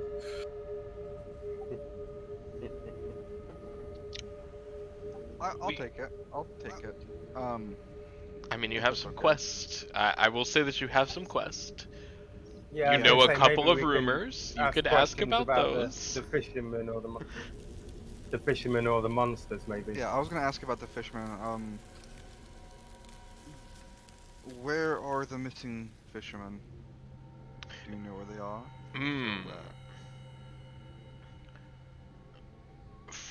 And thinks for a second and says 3 words. Well, 4 words. I guess one of them is hyphenated. And written onto the glass is frozen lakeside caves. So frozen lakeside caves.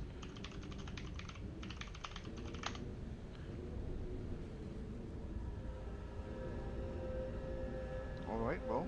no As the spirit departs, Ronaldo's eyes turn back to normal, and as he looks around, he begins to laugh. Snowball walked over to him and is like tapping him on the top of the head as he's laughing. Oh, that was wild! Did you see it? Did you talk to her? Did you meet her? I felt her. Oh, also it's cold. We're gonna have to get that window fixed. Does someone want to take care of that? I don't know. You broke it. I didn't break anything. I don't know what you're talking about. You're right. You.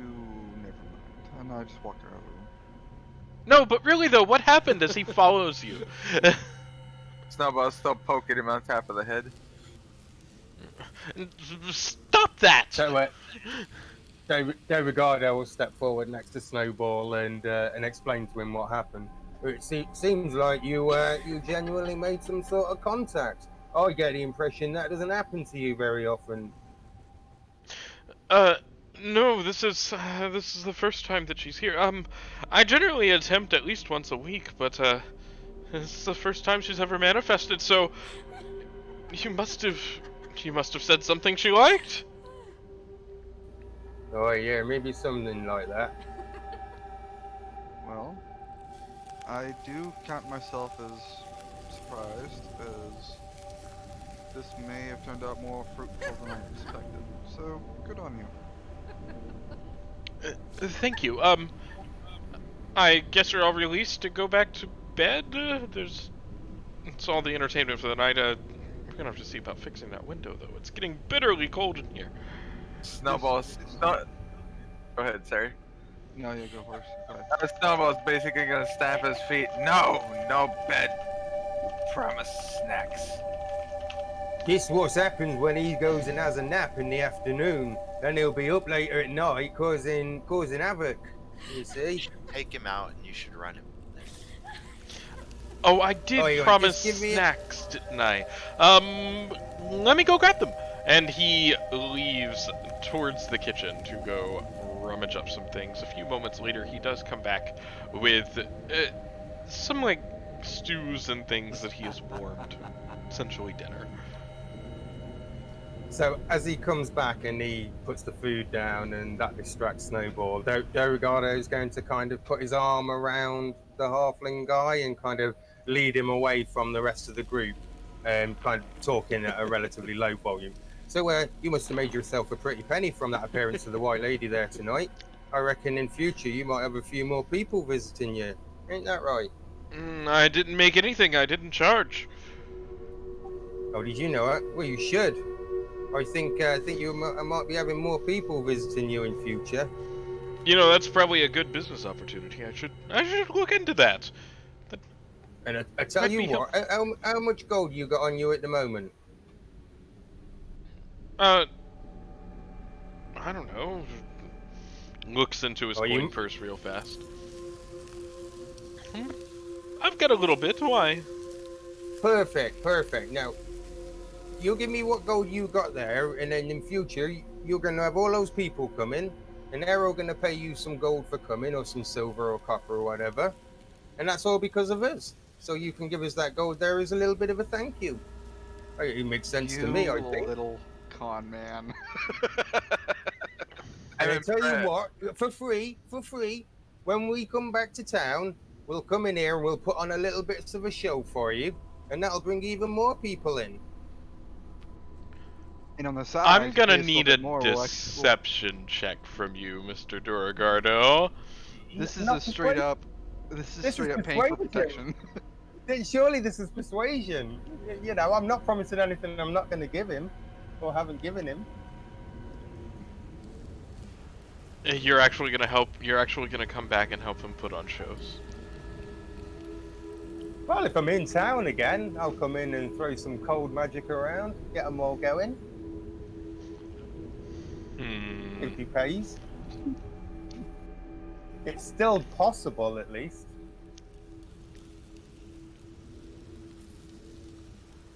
That's okay. Well, whichever. Just say whichever. So deception then. This is, yeah, this is. I mean, persuading him to give you his gold probably isn't going to work in any sense of the way. He's... Oh, I think he's quite enamoured by his. I mean, he must be after all of that. He's been lovely to him. I'm sure he understands how commerce works. I mean, he's not dumb, right? I don't know. You're the Roll deception. Yeah. He felt it. 15. You can always threaten to have him snowball, give him hugs. Alright, so. At the rabbits, George. Yeah. Look, I can't give you all I have, but, here's a little bit of a retainer, and he hands you, 5 silver pieces. That's a retainer. Ricardo looks at it with a little bit of disgust, but puts it in his eye. I think that's sensible, lad. And then goes back to the rest of the group. Alright, add 5 silver to your sheet. Duragardo is a little con man, dude. Oh my god. Surprised he hasn't. Surprised he hasn't done a trained Yeti performance yet. Are you sure you're not a rogue? I'm starting to think that. Not with those stats. Yeah, that's the dancing Yeti. Make you stand on a hot plate. So, as the night ends, well, as the night continues onward, you all make your way back up to your rooms, and the rest of the evening passes pretty uneventfully. As you all wake up the next day, there is no difference between night and day here in the Dale. It is dark at all times, the bitter wind howling. The entirety of the world is just dark and cold. What do the rest of you do? Get ready to go hunt down these Fisher boys. Yeah, if Duragardo wasn't up yet, I'll just start kicking the bed. Like, all right, lad. I'm awake. I'll spend an hour attuning to my sword for my weapon bond. Alrighty. I'll cast my druid craft to see if the weather's changeable in any way. Okay. Still, let me double check Druidcraft so I can give you a accurate description here. I almost never see anybody use it. So I've like had it used for this literally once before, and I could not freaking remember. Called for rain, falling snowflakes for snow, so on. All right, so at your location, it turns into falling snowflakes in front of you that are being whipped around. Okay, so seeing that, and presumably that's what I've been seeing pretty much every day for the last 2 years, I'll just sort of make it vanish and climb out of bed. Yep. All right. Did Pratt sleep in the inn with us? Is he like I have my own room. Okay. What It's is? sorry. Yeah, what is Pratt doing this morning as well? Pratt wakes up, says, makes a little shrine to their deity, says a little prayer, combs Tiffany's hair, and then we'll go down and looking for some foods. Okay. And I'm going to assume that all of you find breakfast. Is there anything pertinent or anything like that that you guys wanted to do during your morning meal times? Like just talk to the innkeeper, whoever's around. People that look more, clear-eyed, Yeah. like they might know what's going on around here. And if there's anything else that like maybe that's out there, uh, information-wise about like our tasks, either these Fisher boys or this crazy Chabacupra nonsense. Chewinga. Chewinga. Cheap. Go. Know Schwinkas. that, I know Pratt was into that, was chattering about it, so it's probably on my mind first thing in the morning. Sure. What is your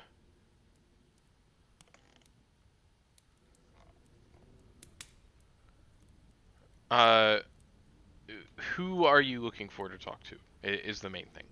Like I said, we were in the inn here getting a little breakfast. I assume here in the inn, if the innkeeper's wife or whoever's running the show, if the innkeeper's there, whoever looks, if there's anyone who looks like an exceptional, like rugged, badass looking motherfucker that's, eating somewhere, just ask, whoever looks like they might know what the hell's going on.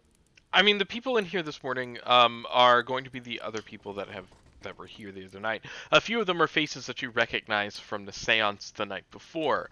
None of them look super rugged. They don't look like adventurers. They probably seem to cut out a life here in East Haven. The innkeeper is also here. The innkeeper of the White Lady, I probably should have described him before, is a human man named Bartban.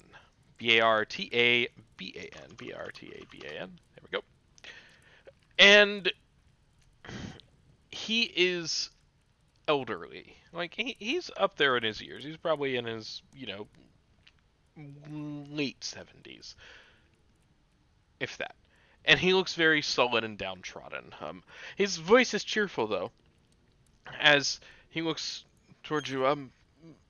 So what are you trying to know this morning? I know some information about the town and about some things. I mean, I've lived here my whole life, so what do you need to know? Heading out into the wild up the coast there. Gonna go take a look for these missing men. What do you know about all this nonsense? This incident? About them capsizing their boat, or about them? Is anything about those waters? Is there any ancient lore? Is there a sea monster out there? Have there been pirates out in the area? Are there some kind of new gang or something roaming around? Just is there anything we need to know about that area, basically? Um, Handy. no one goes up there much, really. If you're going up there, you're really just a fisherman. Look, my guess is these guys probably hit some bad water and sank their boat and probably met their ends up there. If you're missing out in this cold for a week, you're probably not coming back. Well met then, sir, and great end. So thank you, and I'll go about my morning. And Oh, right. No, I mean, I don't mean to, like, not give you information, but, no, it's, nothing there, dude. I mean, yeah, nothing there. these people literally just don't know. Like, These people don't know nothing about their town, dude. Like, Well, they know all about their town. They don't know outside of their town because they never venture out. Because it's minus 45 degrees Fahrenheit. Which Okay, Like so I'm not gonna 90%. go where I was gonna go with that, but okay, we're cool. Yeah, it's cold. It's cold. So, Adrix is putting on armor and Stoofs. Where are the rest of you guys doing? I'm assuming you're bundling up in your cold weather gear if you have it, or Ricardo isn't bundling up in any cold weather gear. He's just kind of in his like kind of loose stuff that he hangs around in. all right, perfect. I did spend an hour attuning to my longsword for my weapon bond. If I didn't already say that. All right.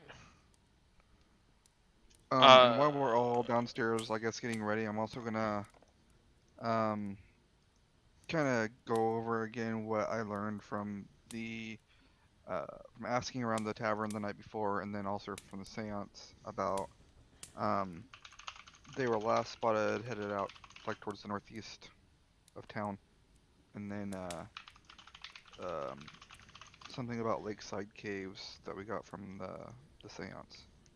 Okay. So we have a direction and a location, really. Yes, you have a direction and a location so far. Let me make sure that they're still in my.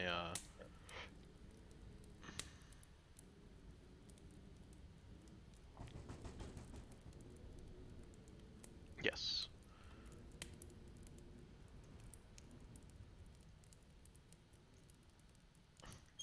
It is in the giant list there for you, sir.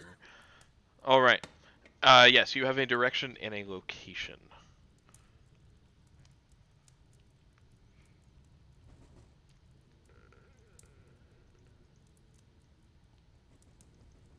So are you going? Everybody going? What you doing? Let's go.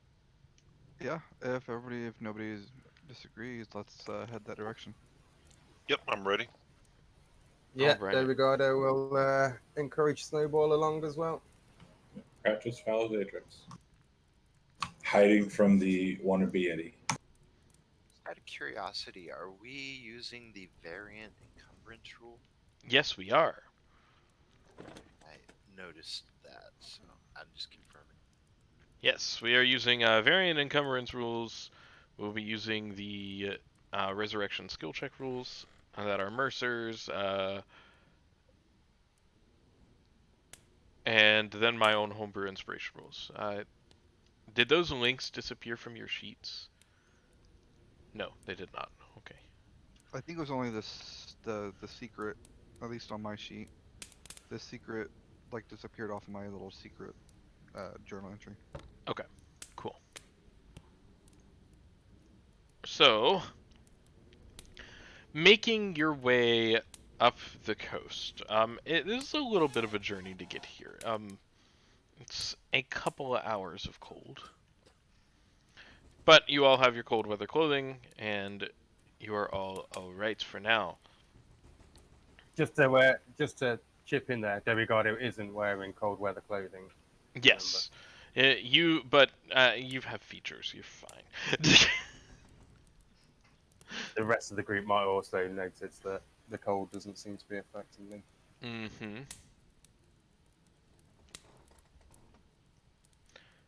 So, traveling along the coast for about 30 minutes once you reach the edge of town, you see a rowboat bobbing untethered in the water amid some small ice floes, not far from the 80-foot high cliffs that abut the shoreline.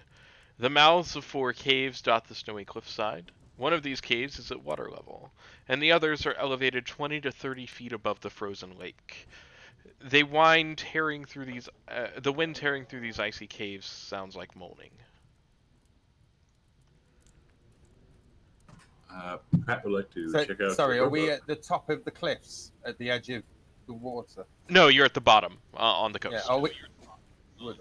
How far away is the boat again? The boat's not too far from you. It's maybe 30 feet. Is it in the water? Or no. Sorry. Yeah, it's bobbing in the water. It looks to be abandoned. Delgado will turn to the rest of you. You want me to go and check that out? Go and see what's in that boat? Pratt, were you Are you gonna going be all towards the right in boat? that frigid water? Yeah, I didn't. I wasn't aware that it was in the water, so Pratt's not going in there. It's in the water, but it's moored. So like it's tied there against. Then yeah, Yeah. So, yeah. Pratt so wouldn't check the boat. before anyone else, Delgado is going to kind of start sort of making a shape in the air and kind of point his hand towards where the boat is, and he's going to cast anchoring rope. So he's going to appear tied onto a rope of about 5 foot long, about 20-foot long rope that's over the top of the boat, and he'll untie himself and jump into the. Well, he'll stay there and look into the boat to start with. All right. So, looking into the boat, it looks abandoned. As you're looking in, you can see like empty bottles laying around, but there don't seem to be any people. You say it's tethered, so I'll find the rope and I'll start pulling it in. Yeah, of course. Oi, what are you doing? Oh, he's here. I'm hanging over the top of it on my own rope, looking in it. Let me get in it first. Looks a little So, short. Before he starts pulling it away from me, I'll untie my spectral rope and drop into the boat All right.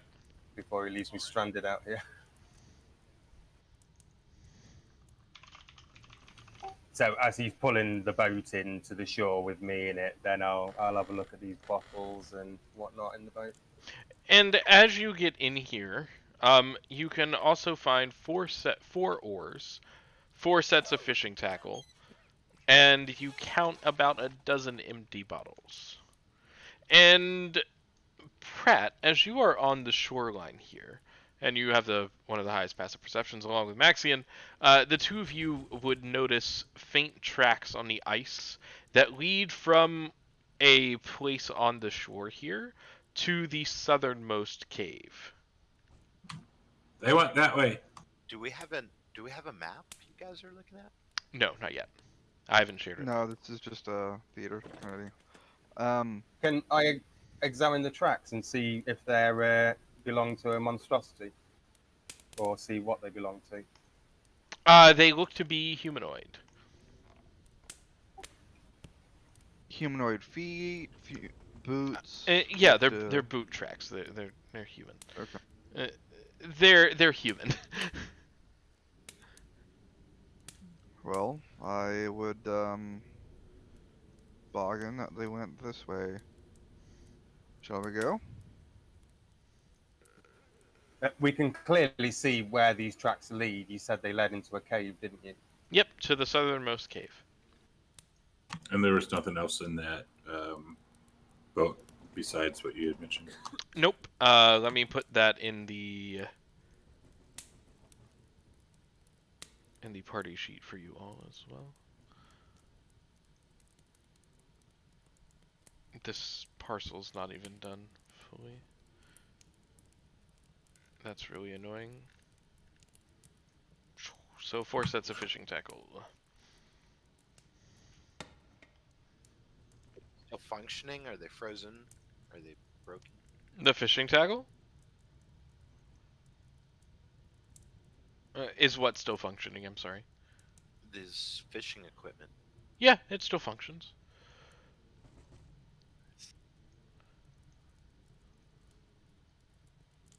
I'll pull out my greatsword and begin to go with whoever's following the tracks. Alrighty. Weapon drawn. Heading I'll do in. Yeah, as I walk in, I have my I use my weapon bond and my longsword appears in my hand. Okay. Yeah. Delgado will have his bow drawn, and if possible, he'll be hanging back a little bit, but trying to kind of get to the slightly higher bits of ice and snow, trying to keep a height advantage so he can look over. And Snowball will have his big morning star out and be tagging along with Dorigardo. Alrighty. That was very strange. And Pratt has the footstep out. Alright, footstaff is out. Did we just hoof it out here? Did we like bring a cart or anything? I mean, We hoofed it. Okay. So So, mask mode. yeah, I'll just be moving with the pack here, I guess. I got Oh, snow. okay.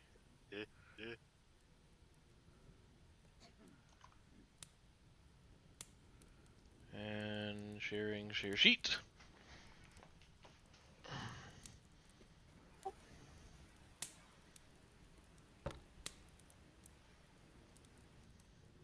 So, these first two, here and here, are 30 feet up.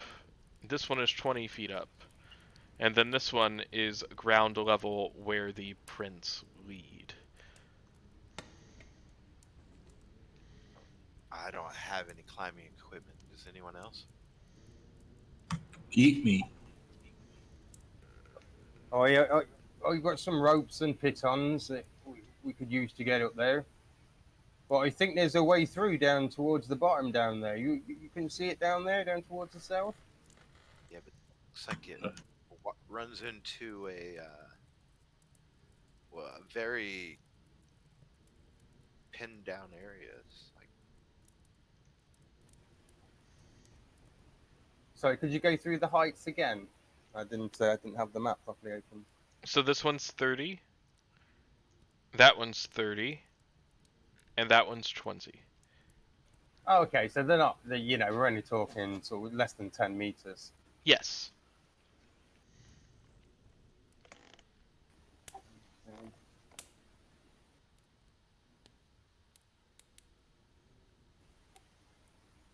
Well, I feel like I've wasted my my rope thing a little bit there.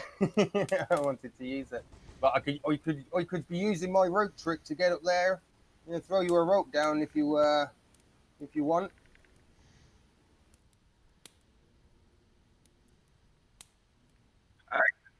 I could jump down and toss up here. what do you think, Maxon? It's going to be hardest for you people that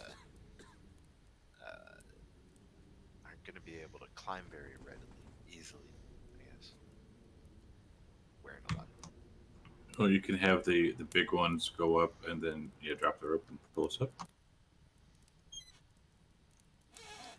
For climbing, just sort of a DM question. Can you climb on your decks, or is it always climbing on strength? So climbing isn't. You don't need a roll to climb unless it's going to be like unnaturally slippery. This is cold. This is very cold. So so it's not like melting water, and it's not going to melt from your body heat either. I would probably require like some sort of a basic roll just because of the wind and stuff. But you're on a cliff face, so it's like. But you can climb at half your speed. There are ample footholds and all of that stuff on the jagged ice that is up here. In this area where the square circle is a ground level entryway into this area. Mm-hmm.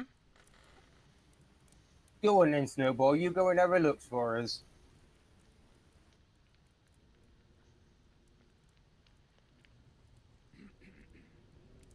Did you say that he'll have a look for you?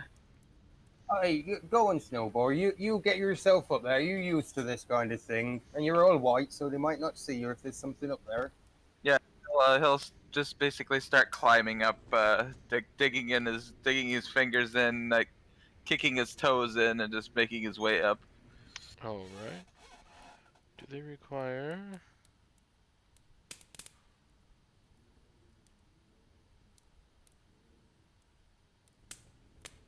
All right. So yes, making your way up. Which one did you want to go into? The one that's right in front of you. Do I hear anything coming out of there? No. Well, then wait. Let me double check. No. I'll go in the first one then, because first one is right where you just head for. You do hear wind. You do hear wind whistling, which does sound like a creature or something moaning, but it's just the wind. Yeah. Derigardo will back away from the wall so that he can kind of still keep a line of sight as Snowball goes into the cave mouth a bit. See what I mean? All I right. am. Sorry. Call out Yeti just to see if, because there might be Yetis in here. It's like, yeah, I can't do the Wookiee thing that well. But JC's like calling out. It's That was like, good. it's like, hello, anyone there? In Yeti, yeah. Do you not have the map up, Crash? No, I got it. I'm sorry. Did you do the grid on this? I stopped it and then re-added it. But I drug it on the squares. I turned the grid off. I'm going to turn it back on. And I'm going to redraw the grid on a square. It didn't come pre-gridded. It did come pre-gridded, but I fixed it.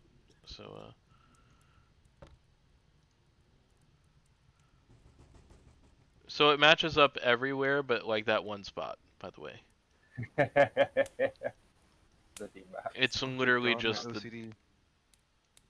Oh no, it doesn't. Yeah, he'll just keep journey. He'll just keep heading, and just every once in a while calling out in Yeti, like, I can't do it for shit. It's good. Your Wookiee's good. Hey, there it goes. Click. Okay, that's as good as it's getting. Oh, I thought it just clicked into place. I thought you were resizing it and just see it go. I will fix it in a moment. So, entering mask mode. So, coming up into here, you see this cave has ancient stick figure drawings covering the northern wall. That is where you are at. Okay, so having seen Snowball kind of vanish off into this cliff face and kind of not hear anything else, Derigardo will try and climb up to the mouth of that same cave. Alright, no check required.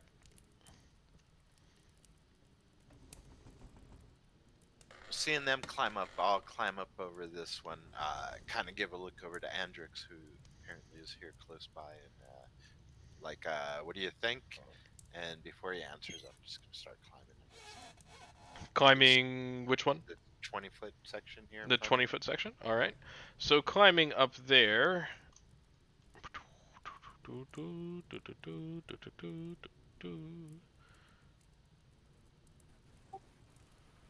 think And maybe.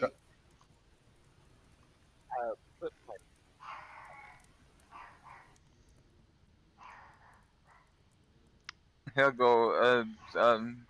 Snowball will go over to that wall with the stick figures and start drawing one of his own on the wall. Alright. Derigardo will try and move down this corridor as silently and as stealthily as possible and just kind of appear next to Snowball as much as possible. Alright, so, Majid, coming into this cave, this uneven floor is strewn with animal and humanoid bones that you see just littering everywhere in here. I'm going to do two things immediately. Is I'm going to look down and see if Andrix is coming.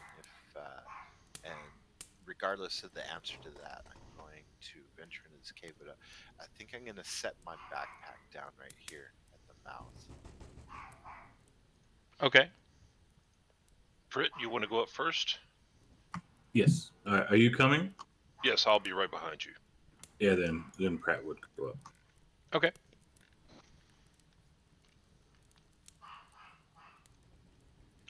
Go ahead and go up. No check required. There are ample footholds here, so it's fine. Okay. Majid is in that.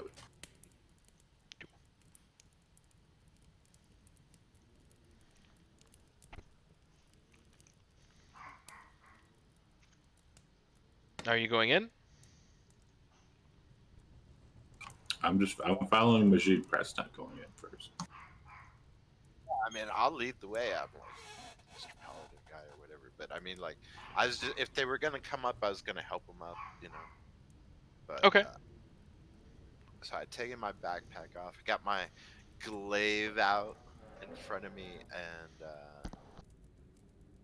I guess I'll look back at them and start going down with that look on my face, like, what the fuck are we doing?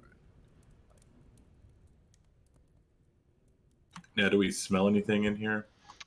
You smell the scents, and as you get up here, you can hear soft growling as you come up in here. Puppy.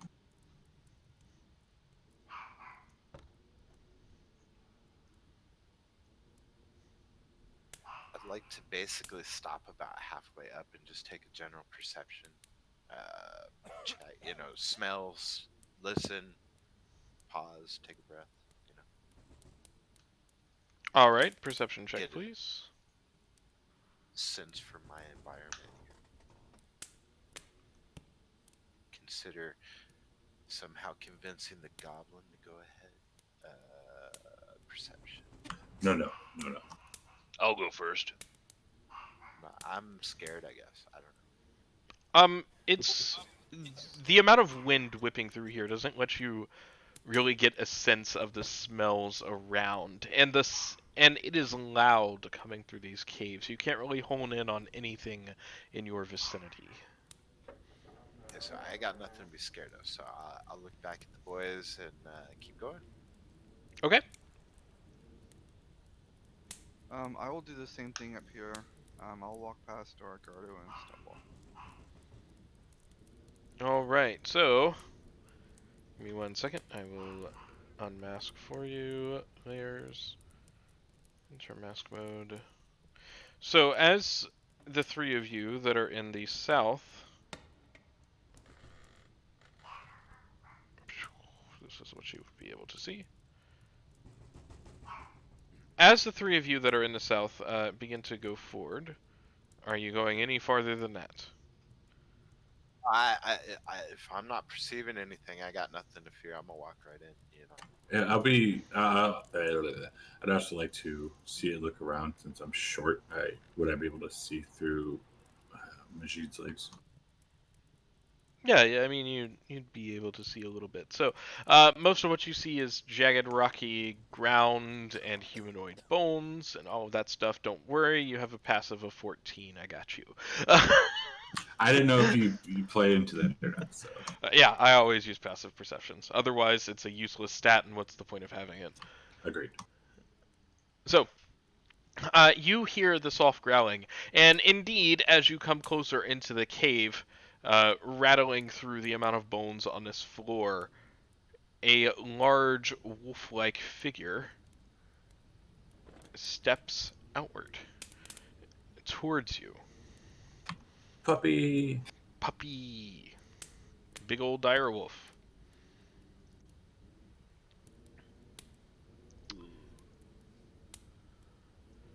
Um. Obviously, I will casually, you know, reaffirm my grip on my glaive, but let's see if it talks. Hail! Who the hell are you? And as you speak to it, I need you guys to go ahead and roll initiative. Just the three of you. I was about to say. And while you do that, what are the rest of you doing? So Dorigardo is, like I said, sort of appeared next to Snowball, who's drawing these stick figures on the wall, and I think they're both going to have got a bit distracted together doing that, because Dorigardo is going to start drawing some sort of stick figure and little kind of like emoticon type faces and stuff, but Dorigardos are all going to look kind of a little bit sinister and evil compared to Snowballs, I think. Already. Those are the best initiative rolls I've ever seen. And Maxian, what are you up to? Yeah. Assuming that they haven't followed me still, because they're Oh, drawing stick we're figures. gonna follow down. Well, I'm Okay. gonna follow down now, basically. Yeah, After I'm gonna doing step what I into was this doing. room and just take a look around this room. All right. So as you're taking a look around this part of the cave, this cave is entirely empty, except for 3 ice-covered pillars that are composed of mineral deposits. That would be this one, and that one. Okay, and they're natural made. They don't look man-made or anything. Yep, they're natural. Okay. Come on now, Snowball. We need to push on. Then I guess I'll So just continue south. leaping into action, the direwolf is going to move forward, and it attempts to bite at you. It is very hungry, since you are in the front. It's a 16. Now that there's some commotion going on, can we hear the direwolf growling or anything in our proximity? Let me roll some. I would say Pratt would have totally yelled out puppy, but not, yeah, just yelled it. Big enough. Big puppy. Through the caves, half doesn't really travel through walls. I think Yeah, you can hear it. Just barely, but you could hear it. Maxian could hear it. Dorogardo probably not. that Majid would instinctively do like the mom arm thing, like when she has to hit the brakes. You were a kid in the car and she put her arm in front of you, like in front of the goblin, maybe even smacking him a little in the face accidentally, and pushing him behind me, and it's just a big dog, right? It's a big old direwolf. He's large size. So he's like taller than Yes. Not necessarily taller than you, but bigger overall. So, and I'm gonna demand first, back down. Does it talk? It doesn't talk. Yeah, okay, I'll listen. Okay. Does it talk? No, I'm gonna smack him. Bam! 17 hits? That's alright.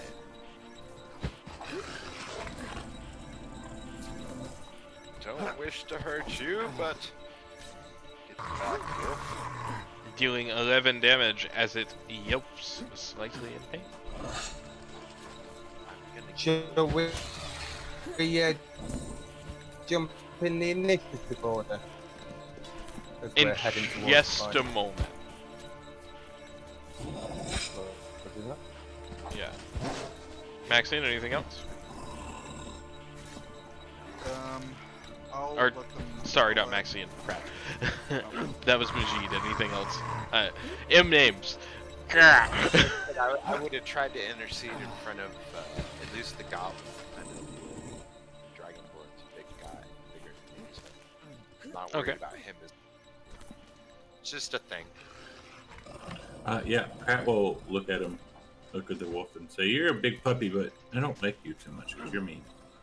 And we'll cast Salute that on it. All right, it succeeds. Is it DC 10? Yeah. Okay. DC 10 should not be correct for you. Yeah, I didn't think so. Yeah, But either way, the 16 should succeed against your spellcasting modifier at this level, unless you're at 20. Unless you're at 20 No, it's wisdom. So 18. Yeah, so you should have 16. Spell save DC would be 16 for you. No, it'd be 14 for you. So I'm going to push past Pratt, and I'm going to charge with my greatsword raised in the air and swing at it recklessly. Okie dokie. Wonderful. I assume with 26 hits, and there is the damage. And that'll be it. All right. Now, since we are technically out of initiative for these three over here. You begin to hear a shout and a growl as just through the wall and carried on the caves by the wind. What are the rest of you doing that are not in combat? Can I tell any specific direction, or is it just coming from everywhere around us? Seeing as how it's just a whole bunch of tunnels. Definitely probably coming from like this direction-ish. It's like whipping wind, so it would be somewhere just carried around the tunnels. Okay. But we'll know that we saw them going in south of us. So if you've got an innate sense of where south is, we'll know which way to go. Yeah, I mean, I'm not gonna like begrudge you on directions when it was like less than 5 minutes ago that your characters went into different routes, and you looked down and saw the others go south, and you know that the cave was below you, technically, on the just like straight back. So you're fine. You know what Which is direction why we that have to is. split the party. Yeah, there's a point where this. Are we using initiative movement right now? No, not for you guys. Okay, I'm gonna come up here to the whatever this is. Looks like an intersection kind of. Cool. So I'll be following along, and as Snowball seems to have gone into one of his dazes, I'll have hold of his arm and I'll be pulling him along with us as well. I have a little bit more to unmask for you guys. Give me 1 second. We'll say that you could see up to there.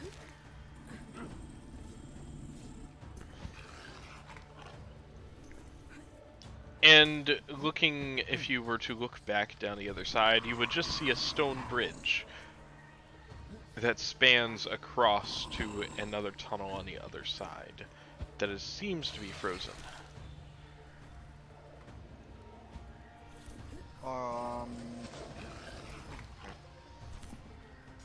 And that can help our friends. They sound like they may be in trouble. alright. And what's Snowball doing?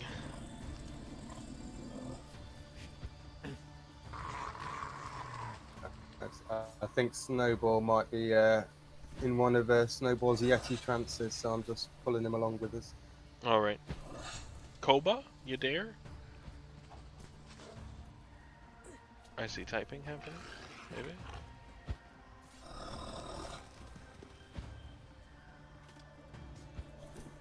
So you guys, I will let you get to basically I'll let you get to like right here-ish. So outside the mouth of the cavern, you can go ahead and move your tokens there. Cool. That's where I was going anyway. Yeah, before I have you roll initiative. So you'll jump in next round. This will basically have been like that round. Alright, the direwolf is going to once again is actually going to attack Adrix this time as he hit it last. Ooh, and 15 misses. Majid. Like, I'm all into saloon and natural things, so the wolf is like kind of a kindred spirit type. Don't want to kill it, but I mean, it's intent, yeah?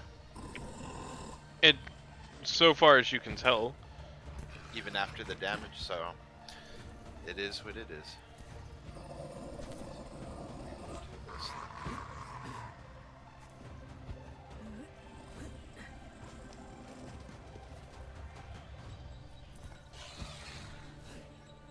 That miss. So I missed, damn it.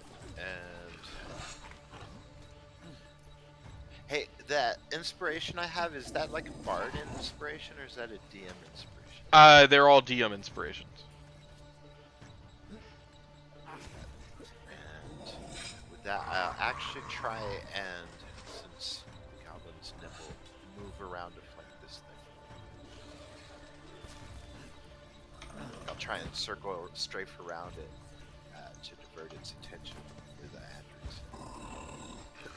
Are we using flanking rules or no? Nope, no flank. Okay, I thought so. So that didn't matter. But thematically, it makes sense. Yeah, I mean, thematically, go for it, but yeah. Oh, it fails its save. Yes. How does the puppy look? As far as what? What are you casting? Oh, telepathic insight. Okay. No, I used Totally Dead on it. I have telepathic insight Yes, on. it's an all the effect. time. Yeah, yeah. I was just asking because how does he look? Because if he's taking Oh, damage, he's hurt. it's Yes, he's hurt. Yeah. Because you're evil. 1d12. And Pratt will say, ha ha, as a little bell will ring. It snarls. I'll do a slight spin around as I'm coming down from my original attack, and then I'll do an uppercut attack with the great sword recklessly also. All right. Oh, also Dorigardo, Maxian, and Snowball, can you 3 roll initiative for me, please?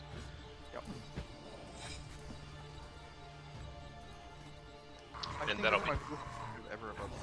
Sorry. That'll be my turn. All right, and then there's Snowballs. Cool, all 3 of you have done that.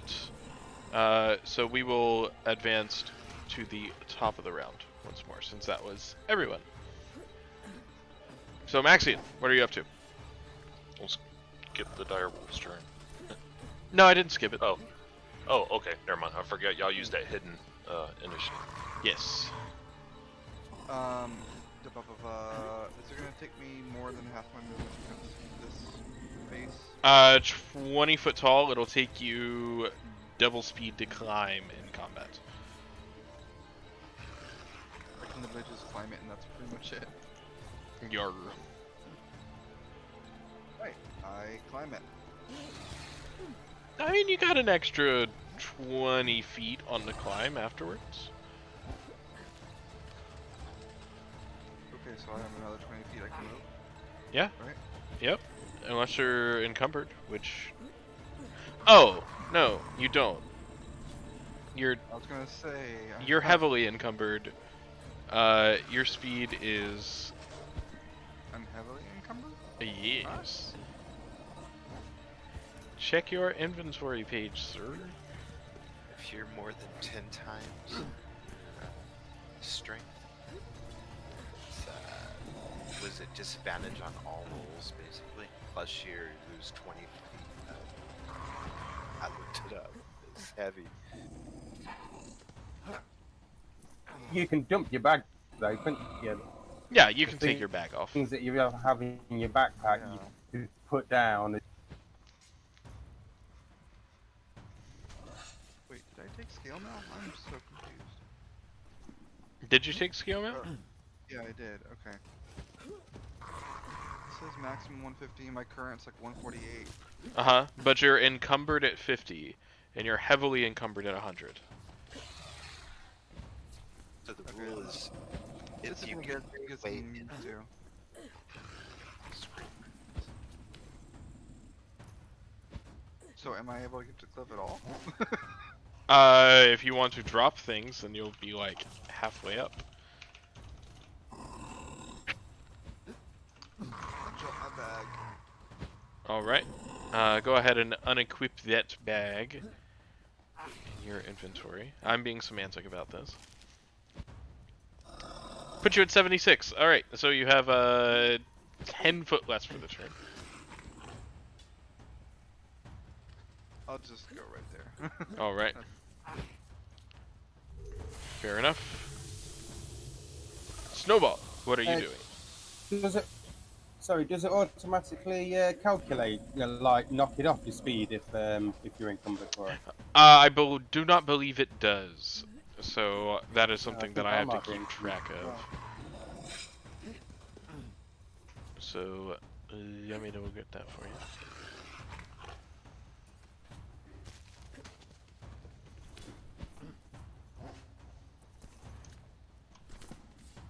So your speed is dropped by 10 feet if you are regularly encumbered. If you carry weight in excess of 10 times your strength score, that's up to your maximum carrying, you are instead heavily encumbered.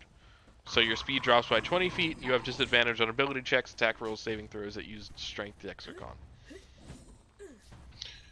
Adrix is also encumbered, so. Yes.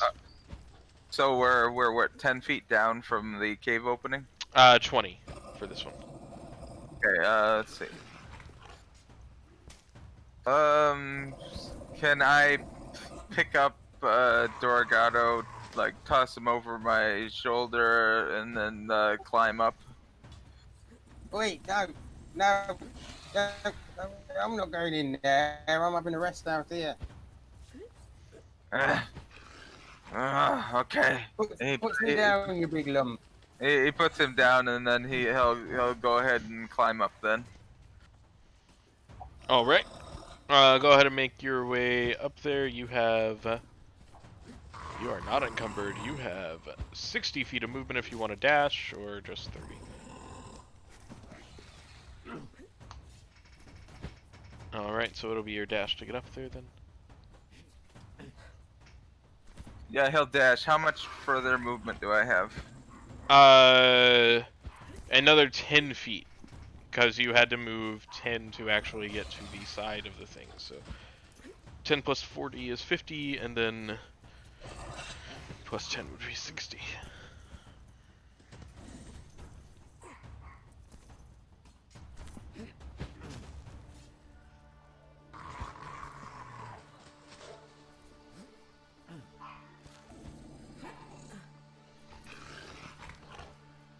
Alright, and Duragardo? So, Dorigardo, after he's been picked up and slung over the shoulder of Snowball, but then persuaded him or told him to put him down. Dorigardo's just going to sit down, lie down sort of on the ice and snow here and lay his bow next to him and just kind of luxuriating and lying on the cold ground and enjoy himself. That Yeah, no, get on with it. 129 carried, right? So, the dire wolf is going to once again attack at you, Adrix. Ooh, and that's gonna hit, dealing 7 damage, and as it attempts to drag you, its jaws bite in. You fail your saving throw and are dragged prone by the dire wolf. Hendrix, I'm gonna stab this thing right in his ass with my big glaive. That might force him to bite down harder on me. Wow. You know, we're in panic mode here, Bubba.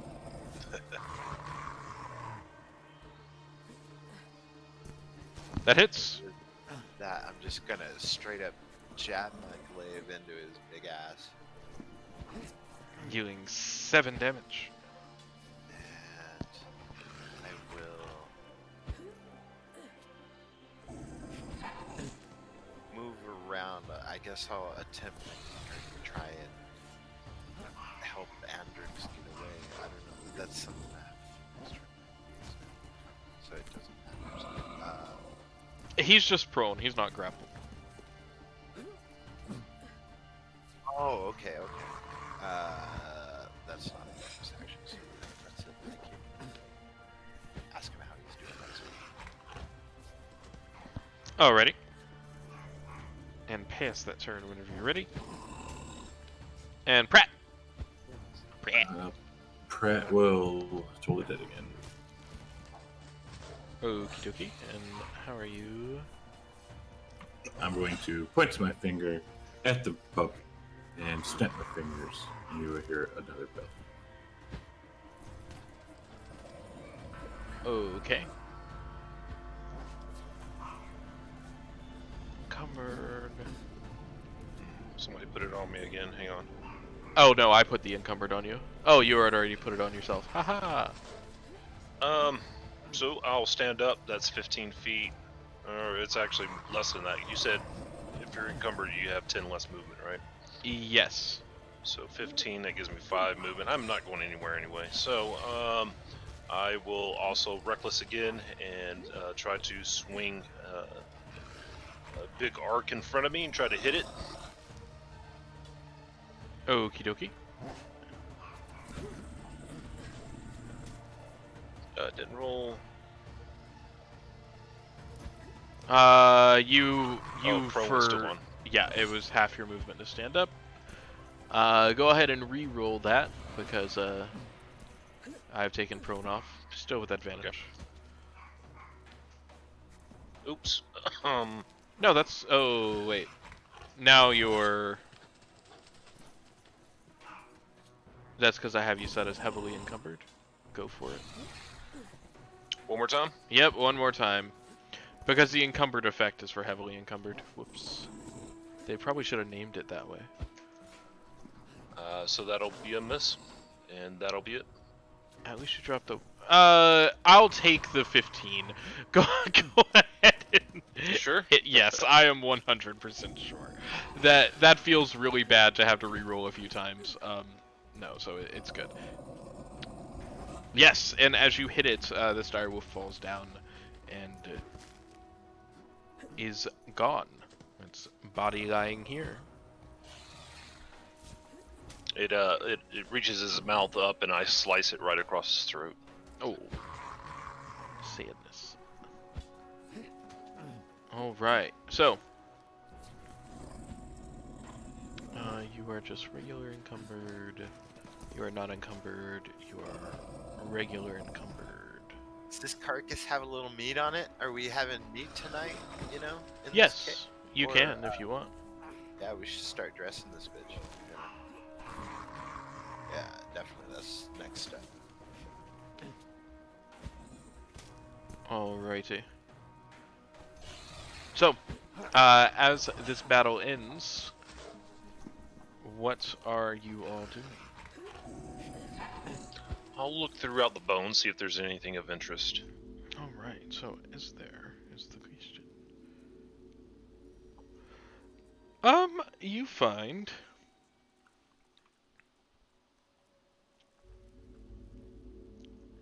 I don't have my module loaded. Give me 1 second.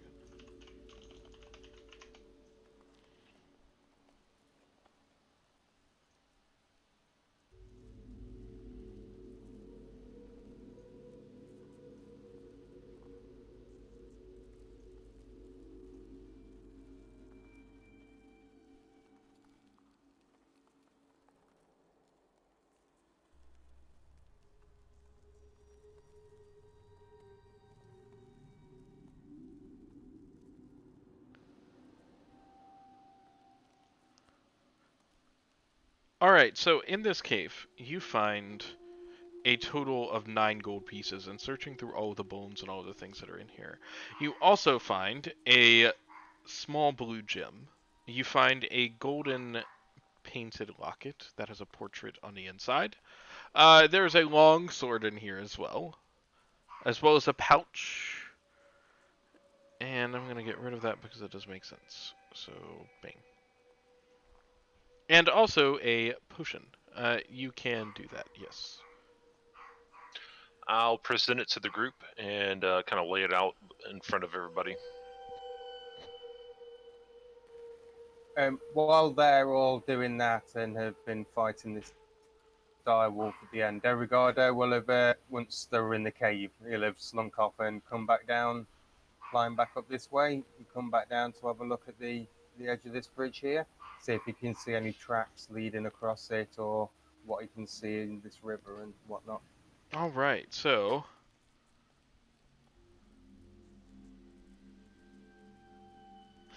you can't find any tracks leading across this, as it is frozen, slippery ice. So, are you crossing the bridge, or are you just standing on it? Now, I've just got to this side of it, and I'm just assessing the scene and having a look, kind of assuming that the other guys are going to come and find me once they're dealing with whatever they dealt with. Alright. Yeah, I actually probably would have followed and gone back that way, since the danger's passed. That's it. I would have headed off. I'd have headed off this way before you guys got back from fighting that dire wolf. You just sort of slunk off. All right. Can So, we? what was that? I'm sorry. I didn't mean to. Let's say, can we look at that potion and have we seen these before, or can we do some kind of check to see what it is? For something like that, you'll have seen it before. They're common. They're normal. It is your standard potion of healing. Whee! Nice. Look at me being nice. What is giving the you a potion portrait? Of healing. What does the portrait inside the golden lycra look like? It's the picture of a woman. Actually, she has short brown hair, um, uh, fair skin, and she's dressed in like a fur, and she has like a fur coat scarf thing around her. Is that a normal longsword? I mean, like standard, like it's not rusted out or something. It's like decent enough to be usable. Yeah. Anyone care if I grab that? Go for it. All right. Was someone gonna take the try to dress the hide? Yeah, that's what I was saying. I'm gonna skin and get most of the hide of this wolf. Kind of pack that up. Do you have a? I put in the item in my thing, but I didn't know what you wanted me to put for weight. So, if you care, What is the item for it? it literally says dire wolf pelt. Oh, Probably would have been a roll for it too. So I mean, I'm just gonna say yes, you can. I mean, paladin. I'm skilled, proficient in survival. Yeah. leather working kit for our hides though. Also, yes. Oh, let me think about that. It is because it is 5:57. So we're going to go ahead and end here before too much gets done. But looking across this bridge, I will tell you what you see. So looking through, you see into this room over here, and in here, you can just see like what looks to be an abandoned bedroll. An abandoned what? Sorry. Like a bedroll. And what may seem to be the remains of a fire. You can just see it peeking out from like this direction.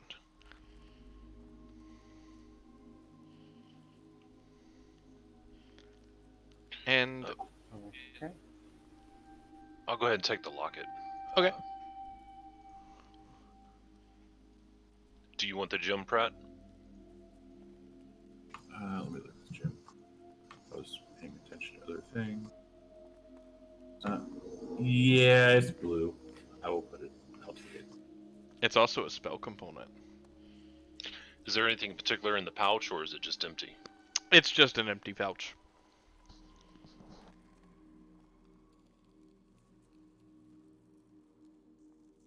If Maxime wants to get in on this wolf pelt, I don't care. It's a fucking big animal.